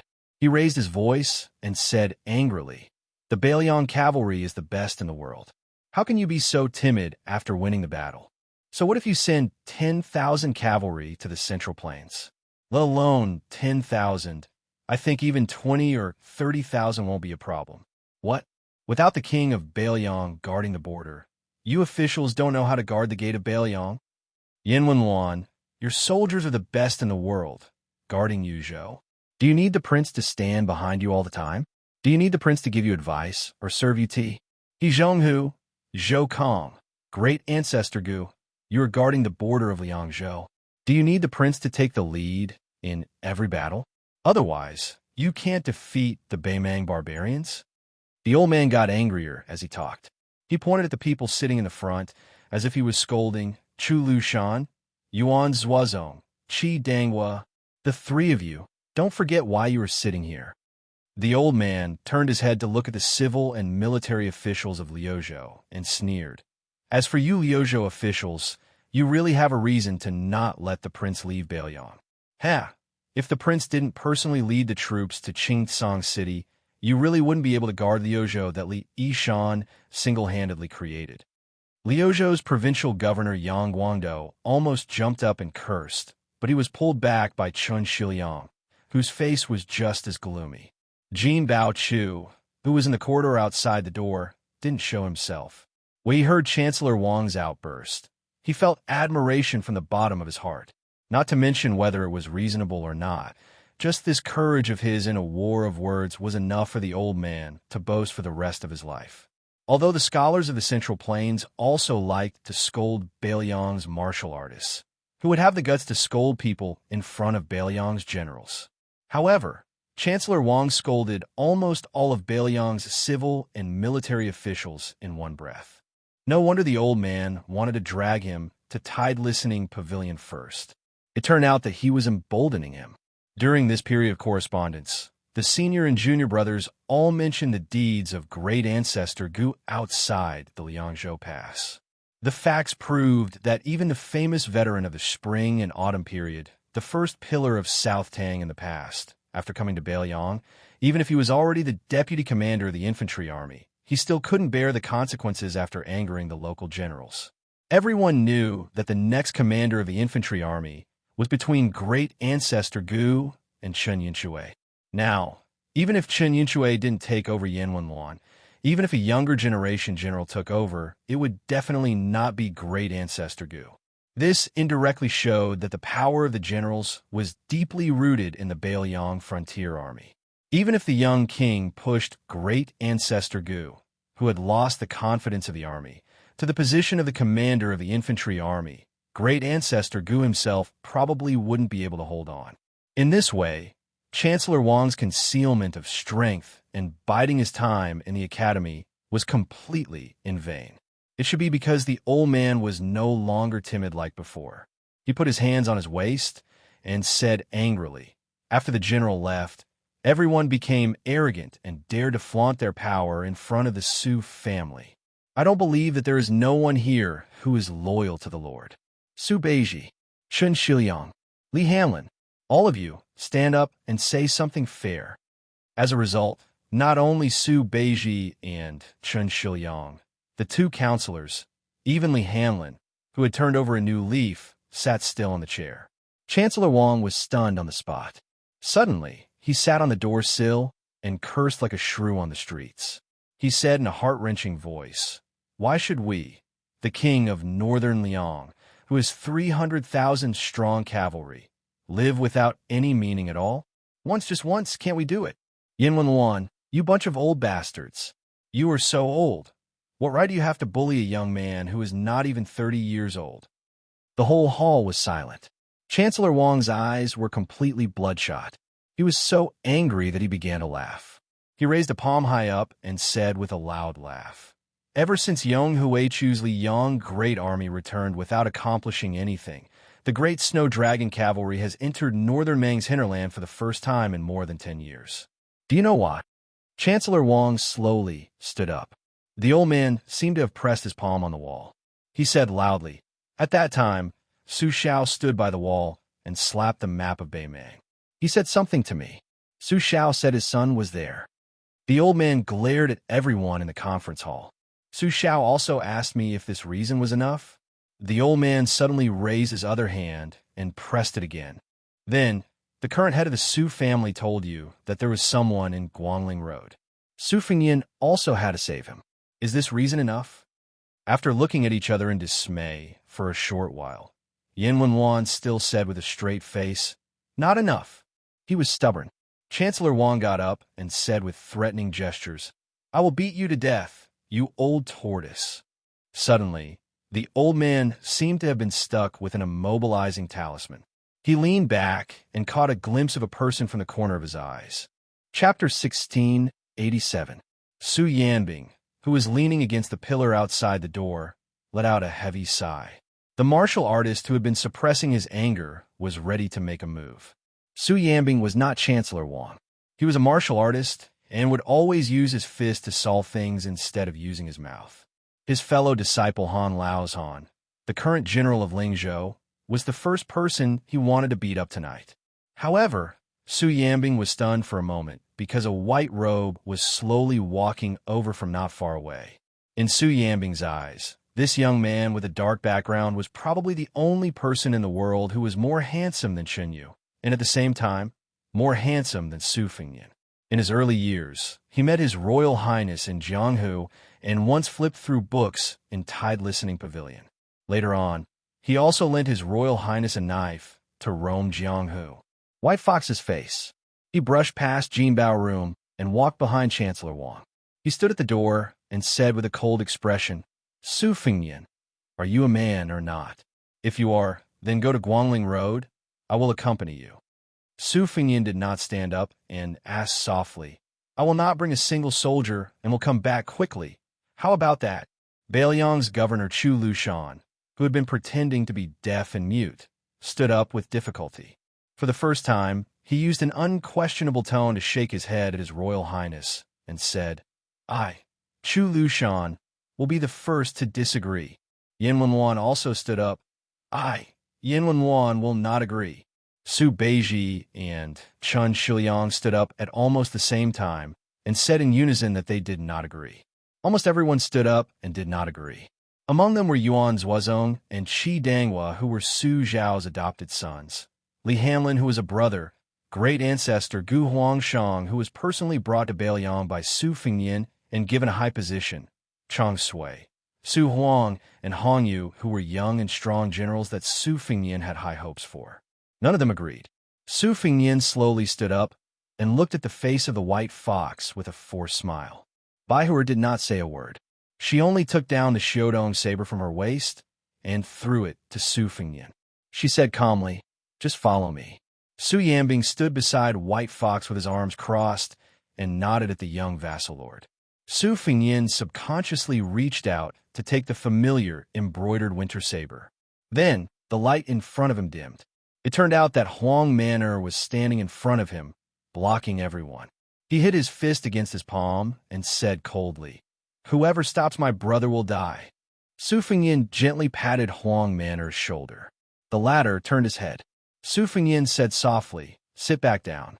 Su Longxiang shook his head. Su Fengyin said indifferently, "Sit back down." Su Longxiang roared, "No." Bai Hua squinted her peach blossom eyes. She pressed her thumb on the hilt of the spring thunder saber and was about to pull it out of the scabbard. Su Fengyin sat back down and put the embroidered winter saber on his knee. He bent down again to pick up the fire tongs. His lips moved slightly. A subtle, sizzling sound was particularly ear-piercing in the silent hall. It was like a drop of water falling into the fire. Bai Hua's face was full of anger. Su Fengyin. Even Su Yanbing was full of murderous intent. He looked at Han Laozhan and said, "If you don't sit down, then take a shot from me. Next year during the Qingming festival, I, Su Yanbing, will help you toast." Su Yanbing didn't know why, but when he saw this guy, he actually blinked and smiled inexplicably. On the main seat, Su Fengyin, whose expression cannot be seen, lowered his head and said sadly, "I'll be back soon." Then he disappeared in a flash. In less than half an hour, the young king returned to his seat. During this period, the young man went to the ownerless house. This year, for the first time, a spring festival couplet was pasted outside the shabby house with the word spring. He did not put it up himself. Instead, he asked his two disciples, Wang Sheng and Yu Dilong, to secretly come here. He originally hoped to take her back to Mount Qingliang and see if she would be a little surprised. It seemed that he was going to break his promise. Su Fengyin rubbed his cheeks and raised his head. In the Central Plains, there were Lunar New Year celebrations everywhere. In the capital of West Chu, the sound of firecrackers was even louder. In the atmosphere of celebration, a young woman in a dragon robe sat alone in the imperial study in the imperial palace. There was a big stove with a lot of charcoal beside her feet. It had been burning since dusk until now. The charcoal fire was just right, warm, but not hot.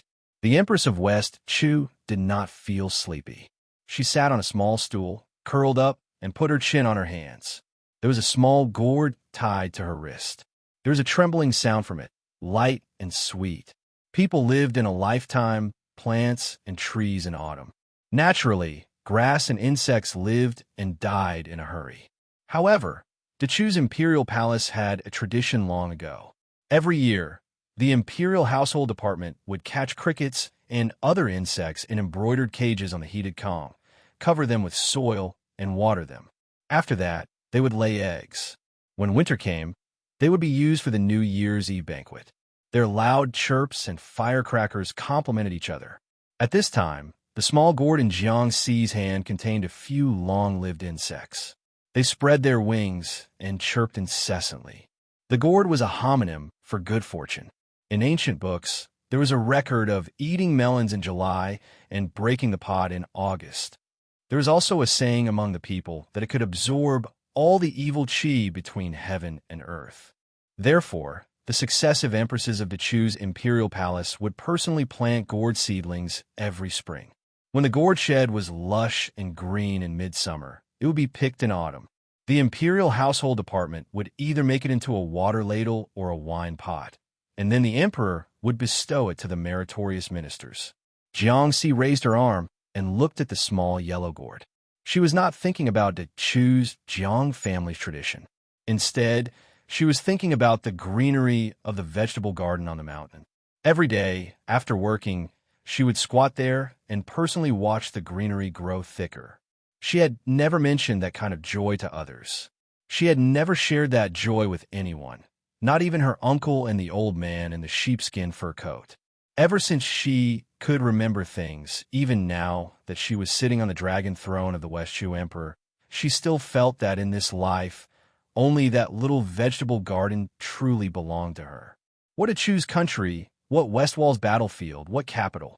She was unfamiliar with them and could never get close to them. She moved books to Mount Wudong.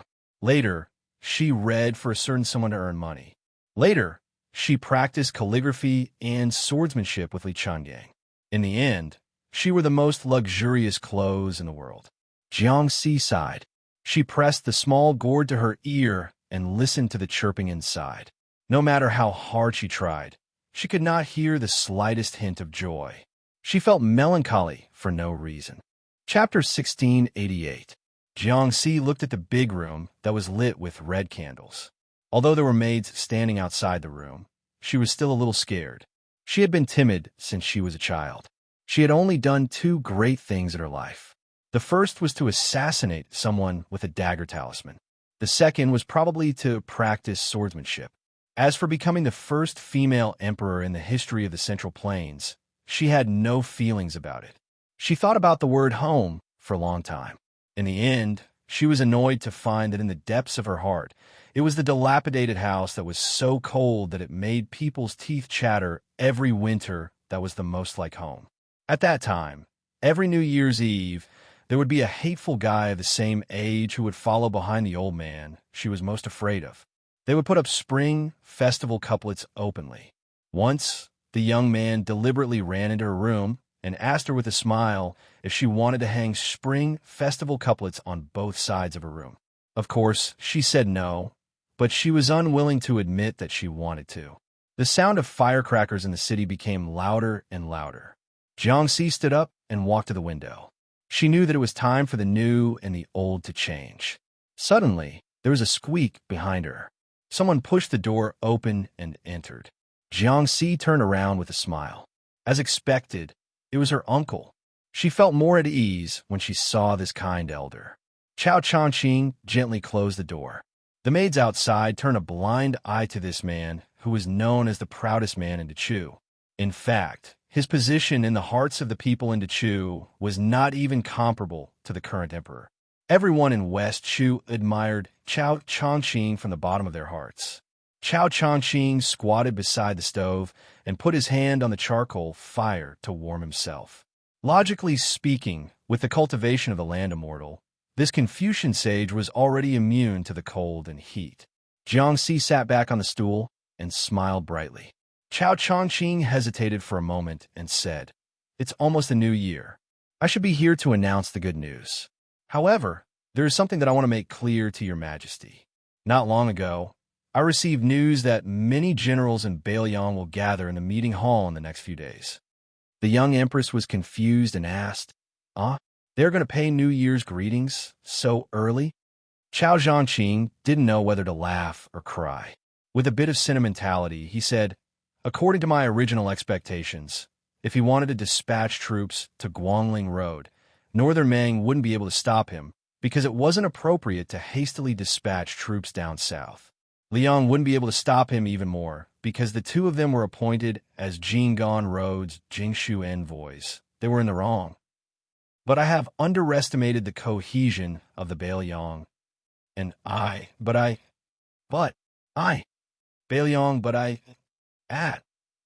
Jiangxi lowered her head. She said softly, "It's okay. I didn't expect him to come." Chao Changqing was silent for a long time. Then, he said in a hoarse voice, "Your Majesty, there is one thing you must remember. It's not that he doesn't want to come, but that he can't. Su Fengyin can't be blamed for this." Jiangxi looked at the fire in a daze. She did not say anything. Chao Changqing smiled bitterly. "Originally, I planned to go north when Bailiang sent troops to Guangling. Now I have to make other plans." Jiangxi, who was absent-minded, did not pay attention to the fact that Chao Changqing said, instead of leading the troops to the north. Chao Zhanqing used a pair of pliers to poke at the charcoal fire. When the stove was slightly warmer, he said quietly, "I was wrong. Back then, I shouldn't have used the country's interests to force the emperor to return here." Jiangxi shook her head. Chao Changqing suddenly showed an unprecedented anger. "Su Fengyin has never disappointed Bailiang. Why do you Bailiang have to do this? What's the difference between you and me?" Chao Changqing. Jiangxi raised her head. She looked relieved. She smiled and took off the small gourd. She handed it to Chao Changqing. "Listen, Uncle Chao Changqing.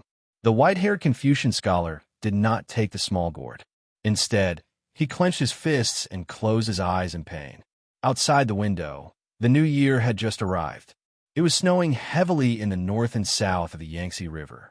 Snow fell from the sky. The human world could not sing. However, in Beiliang, Su Fengyin, Su Weisheng, Chancellor Wang, and Bai Huer, Guangling's little clay figurine, and Chao Changqing. On this New Year's Eve, they seemed to have forgotten that Beiliang was never Liang. Therefore, the next scene was unforgettable for Jinbei Lu. Chancellor Wang was even more dumbstruck. Chu Lushan took a step forward and turned around to face the main seat. He bowed his head and said loudly, "Whether the king of Beiliang leads the cavalry south or rushes to Guangling alone, I, Chu Lushan, will not agree." Yuan Zuozong also took a step forward. His action was exactly the same as Chu Lushan's. "If the king does not have me, Yuan Zuozong by his side, of course I will not agree." Yin Wenluan snorted coldly and took a large step forward. "Still like this," he sneered. "Without the great snow dragon cavalry entering the central plains, how can we display the might of my northern Liang army? How can I agree to this?" Su Beiji said lazily, "The king of Beiliang has 300,000 cavalry. How can he lead the bullshit elites from all over the country to the central plains? Beiliang can't afford to lose face like this. How can Su Beiji agree?" Song Dongming immediately stepped out and cupped his fists. He laughed and said, "Everyone says that I, Song Dongming, am not worthy of the title of deputy administrator. That's fine. But as the Northern Liang cavalry, whose combat power is the best in the world, also going to be looked down upon? Even if I am a scholar, I will not agree." Li Hanlin said loudly, "Brother Nian, you want to marry sister-in-law. How can the dowry be less? As your brother, I will not agree." Bai Yu was waiting for him to make the final decision. He smiled. The Central Plains cannot tolerate a girl who grew up in the Su family. Of course, the Beiliang cavalry will not agree. I believe that Lu Jinu, Wang Lingbao, and the others will not agree either. Bai Yu pointed at the empty chair next to the young king. "Even if you, Su Fengyin, agree, the great general will be the first to disagree." Su Fengyin was at a loss. Everyone laughed heartily at the same time. Everyone colluded and acted until now. It was really hard to hold it in. Su Beiji smiled brightly. He and Chu Lushan looked at each other and smiled. They were the initiators of this play. Beiliang, 300,000 cavalry outside the pass, and millions of families inside the pass. They all owed the king of Beiliang a surprise. Under everyone's gaze, Su Fengyin raised his arm, wiped his eyes, and cursed softly, "Bastard." At this moment, everyone said at the same time, "Great General, please sit down." Chancellor Wang looked at the hall full of civil and military officials. The old man sat on the threshold. He was so excited that his whole body trembled. He remembered the catchphrase of a young man and murmured, "Technical work, I can't reward you." At that moment, whether it was fighting with Toba Bodhisattva for thousands of miles, or dismounting from his horse to fight against two people, or killing people in the Imperial Astronomer, Su Fengyin had never been so heroic in his life. The young king waved his sleeve and took the lead to sit on the chair and said loudly, "Sit." Chapter 1689. Because Hezhou was adjacent to the Beiliang circuit, after that person slaughtered the king of Beiliang, he was like a little wife who had been bullied for more than 20 years. Now that his little wife had a new husband, he finally felt that he could speak a little louder. Therefore, the military governor of Huai, Kainan, personally led his army and set up a formation on the border of Yuzhou and Hezhou.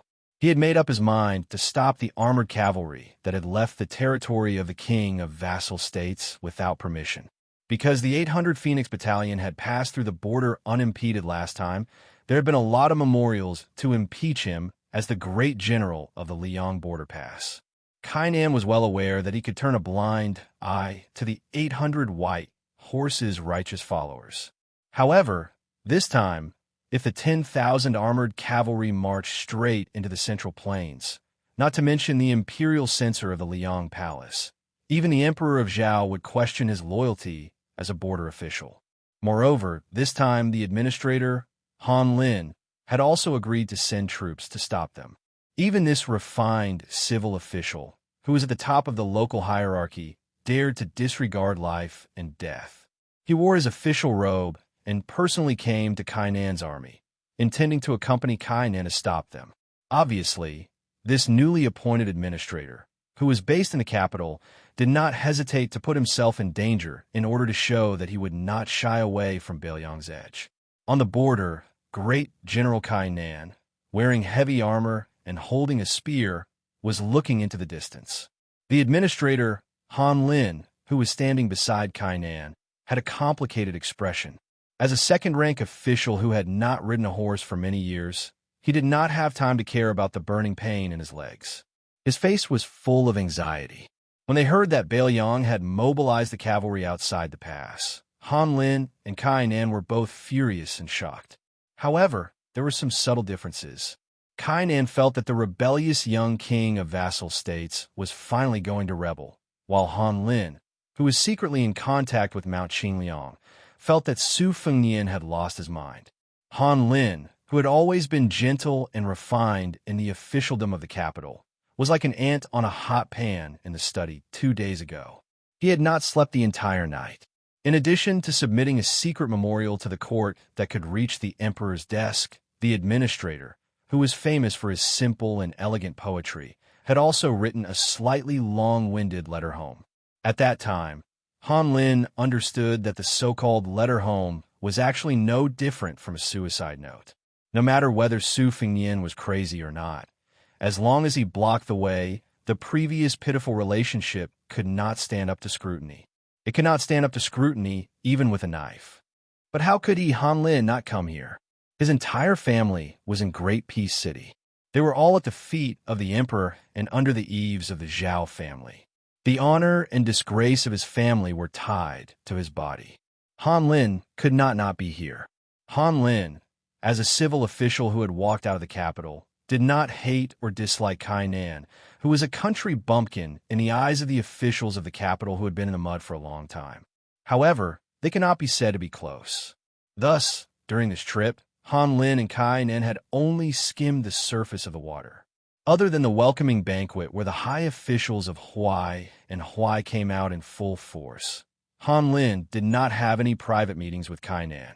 This was not only because he was afraid that the court would suspect that a civil and military leader was colluding with each other.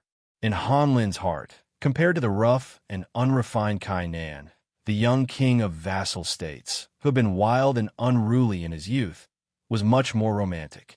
However, today, walking side by side with Kainan, there was a feeling of sharing life and death in the face of a great disaster. Han Lin realized that Kainan was not as bad as the officials of the capital said. It seemed that in just 20 short years, Liang had gone from honoring martial arts and belittling literature to honoring literature and suppressing martial arts. Kainan turned his head and asked with a smile, "Sir Han, did the king of Han not say anything?" Han Lin smiled bitterly. On the second day of the first month, I paid a special visit to the king of Han's residence. I saw with my own eyes that the king of Han was bedridden and had no color in his face. He struggled to get up several times, but fell back into bed.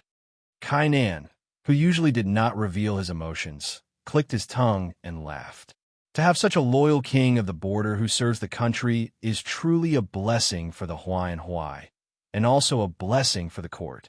Han Lin consoled, "General Kai, things have already come to this. There is no point in saying more." Kainan laughed. "A person is about to die. Can't he grumble a little?" Han Lin looked at the vast expanse of white and sighed. "If I had known this would happen, I would have drunk a few cups with General Kai.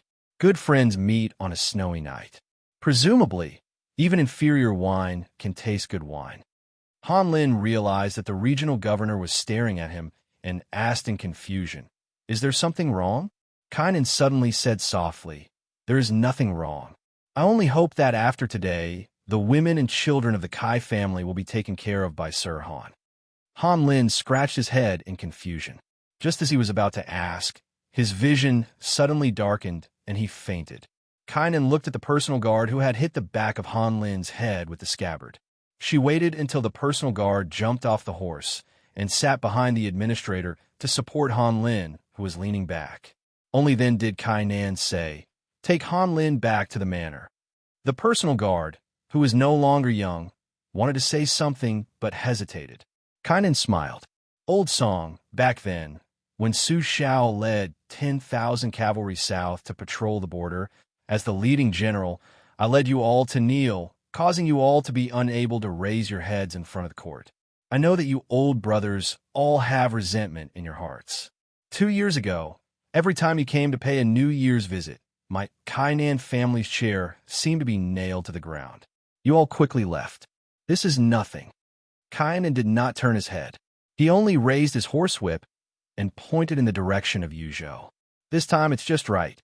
I just want to tell you old brothers that I, Kainan, am not scared just because Su Xiao led 10,000 cavalry. No, it's just that I, Kainan, am a warrior on the battlefield, sincerely admire that great general. It's not just me. Our great General Gu also admires him. So this time, it's Su Fengyin leading 10,000 Bailiang cavalry. It's also the king of Bailiang, and it's also the 10,000 great snow dragon cavalry. Of course, I won't be a coward. Old Song, among our old brothers, your Old Song family has the most branches and leaves, and we rely on you the most to carry the rice bowl. This time, you don't have to accompany us. Besides, there's only a few months left until this year's tomb sweeping day. When the time comes, none of our old brothers will be alive to drink some good wine. It's not right. The tall and sturdy personal guard who had followed Kai Nan and Gu Jiantang on expeditions all over the country for half his life opened his mouth wide, but he could not say a single word. Kai Nan sternly said, "Get out of here." The personal guard lowered his head and turned his horse around. He fiercely raised his whip and urged his horse to leave. Kainan's teasing words came from behind him. "Remember, when it's tomb sweeping day, you miser that even General Gu has heard of. Don't be so stingy. You have to bring good wine." The personal guard did not turn around. He only suddenly roared, "I won't. I'll just bring 2 foot of silver and a pot of lousy wine for you. When the time comes, if you have the ability, then bring your brothers up from the ground." Kainan, whose back was facing the 2 riders of the personal guard, gently let out a breath. He restrained his smile. Ever since the beginning of spring in the 3rd year of Xiangfu, there had been endless snow swirling about. It was like this in the sky, and it was also like this on the distant ground today. The great snow dragon cavalry had arrived. The Bailiang cavalry was the best in the world. The great snow dragon cavalry was the best in Bailiang. Kainan angrily roared, beat the drums. Long before the White Horse cavalry left the provincial capital, on the city wall, Bailiang's civil and military officials sent them off. Further away, the 10,000 cavalry had already secretly entered the pass from outside the pass. They had been waiting for a long time outside the city. They were only waiting for the 2nd-generation king of Bailiang to give the order. After nearly 20 years, they once again galloped into the Central Plains. The Su family's cavalry that shook the world was unstoppable during the Spring and Autumn War. They fought from north to south, and then from south to north. This time, they were going to go south again. In truth, the alliance between Su Beiji and Chu Lushan had not been without resistance. Even Yizhong, Hu, Chen Yun, and Chu Gu, these 3 extremely important veteran generals were not willing to see the Bailiang army break into the Central Plains at this time. However, Yuan Zuozong and Yin Wenwan had agreed to it, and Yin Wenwan's unexpectedly firm stance had succeeded in persuading many of these veteran generals. The Northern Liang Protector General Chu Lushan, who was as large as a small mountain, stood beside the thin and weak Yin Wenwan. No matter how others looked at it, they felt awkward. Chu Lushan lightly stomped his foot, cupped his hands, and lowered his head with a smile. I really didn't think that old General Yin would agree. I originally thought that I would have to personally make a trip to Yuzhou, but when I thought about how I would have to run from Huayang Pass to Shaoguang City in this terrible weather, I really felt a little guilty. The emaciated old man unhappily said, "Back then, Lord Protector General led 8,000 Yeluo to stop Dong, which was private army. Didn't you think that the bumpy ride would cause you to lose weight?" Chu Lushan chuckled and said, How can you argue about the good deeds of being in the limelight and the bad deeds of doing evil deeds? Yin Wenluan pursed his lips. Almost none of the old-school generals of Bailiang liked the infamous Chu Lushan. Putting aside Chu Lushan, even Li Mofan and Chao Xiaojiao were of the same origin as the Bailiang generals, and they would fight to the death in battle. But in terms of character and conduct, could they really be considered good people to the common people? The answer was naturally no. In truth, this was a knot that great General Su Xiao had left for the new Prince of Liang, Su Fengyan, to resolve. Bailiang had been at peace for 10 years, and there were as many descendants as there were hairs on an ox. Just how many evil deeds had they committed? Just the deputy commander of the Yuan Bu army, Lu Yuanji, was standing on the high walls. Just how many good people had the old man's 3 sons killed? If not for Lin Dofang, his good friend who had retired from the army many years ago, scolding and beating Lu Yuanji in the disturbance outside the pass, the old commander might have been kept in the dark for the rest of his life, mistakenly believing that his 3 sons were just a little useless. In truth, Yin Wenluan and the other elders who were upright also had complaints about the foul atmosphere of the younger generation of their fellow officers. It was just that when the great general was still alive, he had always felt that he owed his old brothers who had fought alongside him, so he had never harbored any thoughts of killing them. Moreover, the new Prince of Liang had also been a sloppy scoundrel in his early years, so the great general had to put himself in his shoes. Yin Wenluan got straight to the point. The New Year's Eve matter was handled beautifully, but even so, I, Yin Wenluan, still can't bring myself to like you, Chu Lushan. Chapter 1690. Chu Lushan rubbed his hands and turned his head with a smile. Old General Yin, you're not a beauty. If an old man likes me, there's nothing to be happy about. Yin Wenluan snorted and stopped talking. On the crowded city wall, great ancestor Gu stood out like a crane in a flock of chickens. Partridge Zhou Kong hesitated and left Lin Dofang and the others. He walked to great ancestor Gu alone, but there was still a distance between them. Great ancestor Gu showed no signs of speaking. Zhou Kong hesitated a few times, but he didn't leave angrily. His tone was stiff as he said sarcastically, "Deputy Commander Gu, aren't you always tough? You clearly didn't want His Highness to lead the army south to the Central Plains. Why were you willing to be a mute last night?" Great ancestor Gu smiled and said, "Sir Zhou, what reason do you want to hear? Do you want me to admit that I'm a fence-sitter?" Zhou Kong was also straightforward. He nodded and said, "If you say so, I'll go down the city wall and find some wine to drink." Great ancestor Gu said calmly, "Then I'll have to disappoint Sir Zhou. I didn't stop His Highness because I didn't say anything righteous, but I didn't have any dirty thoughts. I don't need to prove anything in Bailiang." Partridge tilted his head and picked his ears. He sneered and said, "This is what Deputy Commander Gu should say. Unfortunately, His Highness has already left the city." Great ancestor Gu said to himself, "Which old man hasn't been young? Who doesn't have 1 or 2 girls they like? I have one, but I'm Mr. back then. That's why I've lived to this age. I don't know if it was because I wasn't suitable for her or because I was timid. Sir Zhou, you're a famous husband and wife who help each other in difficult times. I don't think you understand." Zhou Kong was silent for a long time. He exhaled heavily and said in a low voice, "We've been husband and wife for a long time. Naturally, we should treat each other with respect. In fact, when we were young, there was also a fire between us." Great ancestor Gu sighed and said, "At least they've been together. That's better than me." Zhou Kong suddenly turned his head and shouted, "Lin Dofang, didn't you elope with a certain Southern Tang princess back then?" Our Commander Gu said that he actually loved that princess before. From Commander Gu's tone, the two of them had an unclear relationship in the early years. "Why don't the two of you talk about it?" Lin Dafang widened his eyes and said, "What? You with the surname Gu? You better explain yourself."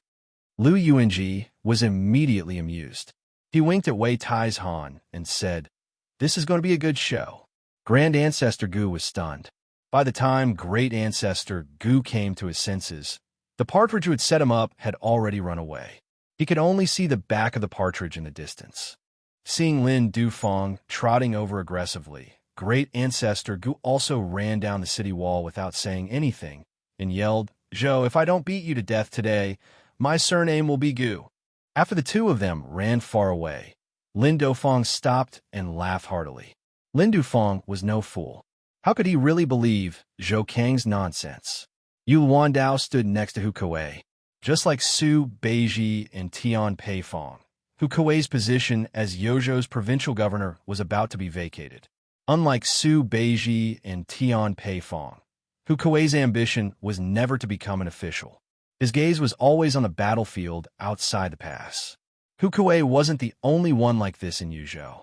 Even Yozhou's General Huang Fu, she seemed to be getting restless, as if he wanted to move his butt over to Xiaoguang City.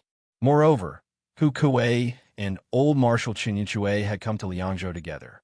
The old man's words had revealed some clues that the Yuzhou infantry really did need a young general in the prime of his life. Although Xianxia didn't say it outright, the old man clearly hoped that Hu Kuei would take the position of number 3 in the Yuzhou infantry. He also hoped that Hu Kuei could use this opportunity to speak to the prince and not let Huang Fu take the initiative. But in the end, Hu Kuei still didn't say anything.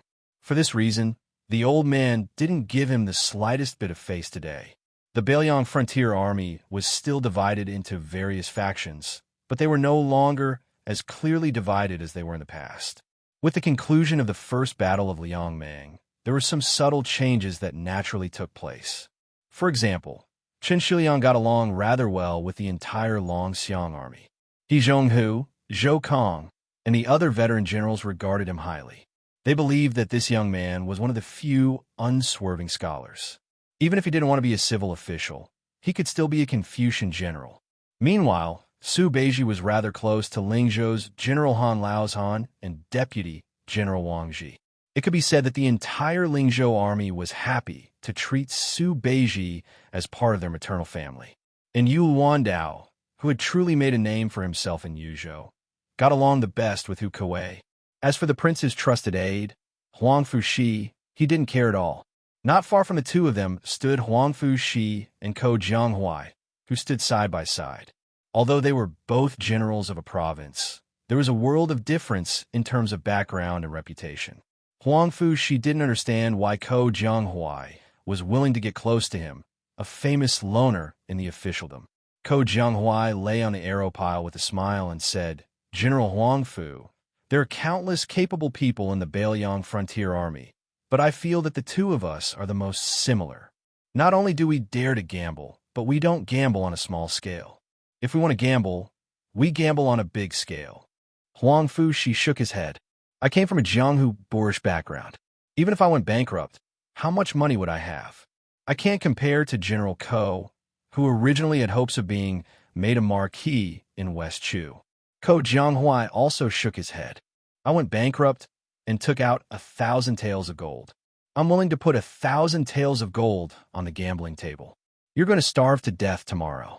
You only have 10 taels of gold in your pocket, but you also put 10 taels of gold on the gambling table. The level of gambling addiction is actually the same." Huang Fu said something baffling. "Perhaps there is no difference in the level of gambling addiction. I just don't know what Ko Jianghuai's gambling character is like." Chapter 1691. Ko Jianghuai turned his head to look at the Yuzhou general who had both praise and blame in Bailiang. He asked with a smile, "What? Is the general worried for the prince that if I become a slave to 2 families today, I might go to Beimang tomorrow and become a slave to 3 families?" Huang Fu's expression was normal. "General Ko, I did not say that, nor do I dare say it." Ko Jianghuai dismissed it with a smile and asked, "After hearing General Huang Fu's story, I am very curious as to why you are so loyal to Su Fengnian. Can you tell me?" Huang Fu smiled insincerely. "General Ko, my words are not pleasant to the ears. Please don't take offense. The two of us are not that close. However, if there's a chance one day when we go into battle together to kill the enemy, it is not too late to say a few heartfelt words." Ko Jianghuai smiled. "What? General Huang Fu wants to go to Liuzhou's Longxiang army to become a deputy general." Without waiting for Huang Fu to reply, Ko Jianghuai had already asked and answered his own question. General of Yuzhou and Deputy General of the Longxiang Army are equal positions. However, in Beiyang, the cavalry of the Liangzhou Border Army looks down on the infantry. The infantry of the Liangzhou Border Army looks down on the Yuzhou Army, and the Yuzhou Army looks down on the Lingzhou Army, which does not even have a decent border.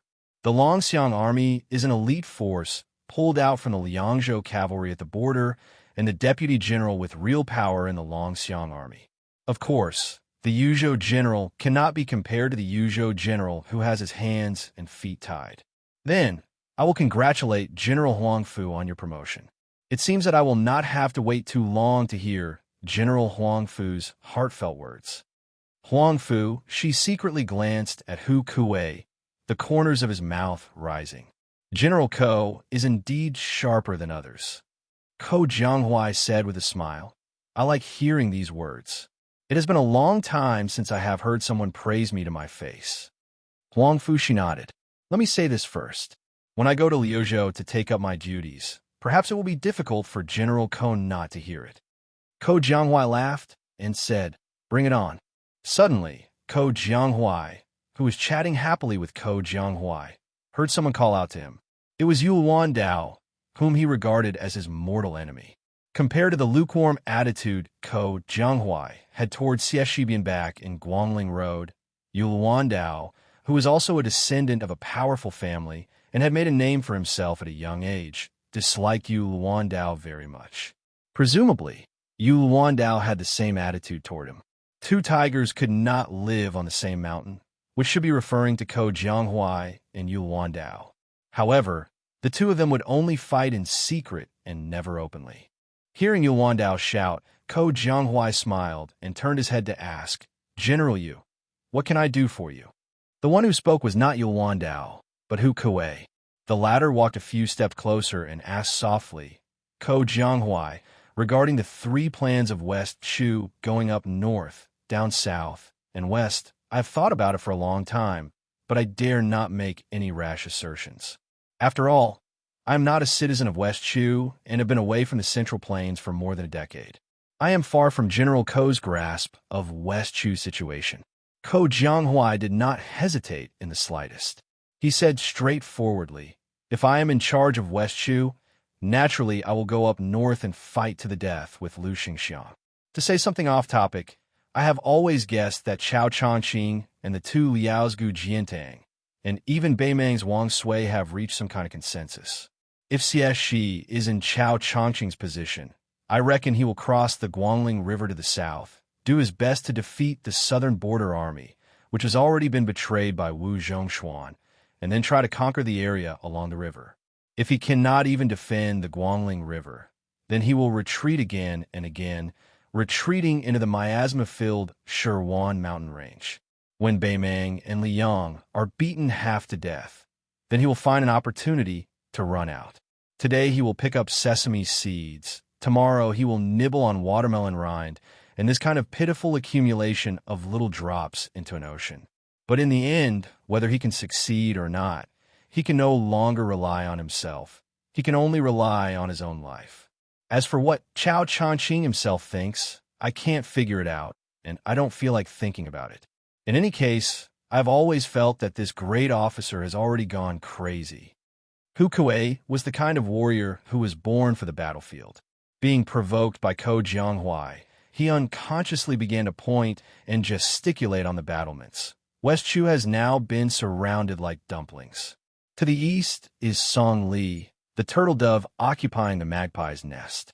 To the south is Yin Chi's king Zhao Bing, who has just personally set out, as well as Nalen Yusi, who is standing behind this old vassal king. To the west is the southern expedition Great General Wu Zhongshuan's 100,000 elite troops who broke away from the southern border under his command. They must not be underestimated. Moreover, now that he is the Minister of War in Liang, the army provisions have been greatly tilted. Together with the king of Jing and Zhao Sun, the military administrator Wen Tai, and the Jidushi Ma Zhongxian, it is as if they have become Wu Zhongshuan's ministry of revenue officials on the Western Front. As for the Northern Front, Lu Xingxiang has begun to behave like the earliest spring and autumn war, fighting without following the rules. Plus, there is Chun Jibao and those 10,000 Western Shu infantrymen who appear and disappear unpredictably. Therefore, West Chu's northern front is suffering the most. General Ko, according to your opinion, if we head north, how should we fight? Should we first look for Chun Jibao's infantry or Lu Xingxiang's cavalry? If we use Xiexi's troops heading south, wouldn't we be playing right into the hands of the Liang imperial court? After speaking for a long time, when Hu Kuei raised his head, he saw a young face rolling his eyes. Very quickly, he laughed self-deprecatingly. Hu Kuei no longer wanted to be treated coldly. Ko Jianghuai laughed heartlessly. Lord Hu, oh Lord Hu, I'm just a Dechu citizen who hides his head and tail in your Bailiang. Even now, I don't care about the Guangling law battle. What are you worrying about? Hu Kuei did not get angry. He laughed calmly. General Ko, I think I'm worrying too much. Yu Luandao frowned. Ko Jianghuai raised his eyebrows and gave Yu Luandao a provocative look. In Bailiang, among the civil officials, there were Song Dongming and Bai Yu, as well as Su Beiji and Chen Shiliang. It seemed that among the military generals, there was another pair of enemies, Ko Jianghuai and Yu Luandao. It was the beginning of spring in the third year of Xiangfu. Perhaps after the sounds of firecrackers in various parts of the Central Plains, there was still time to clean up the House of Red. 10,000 great snow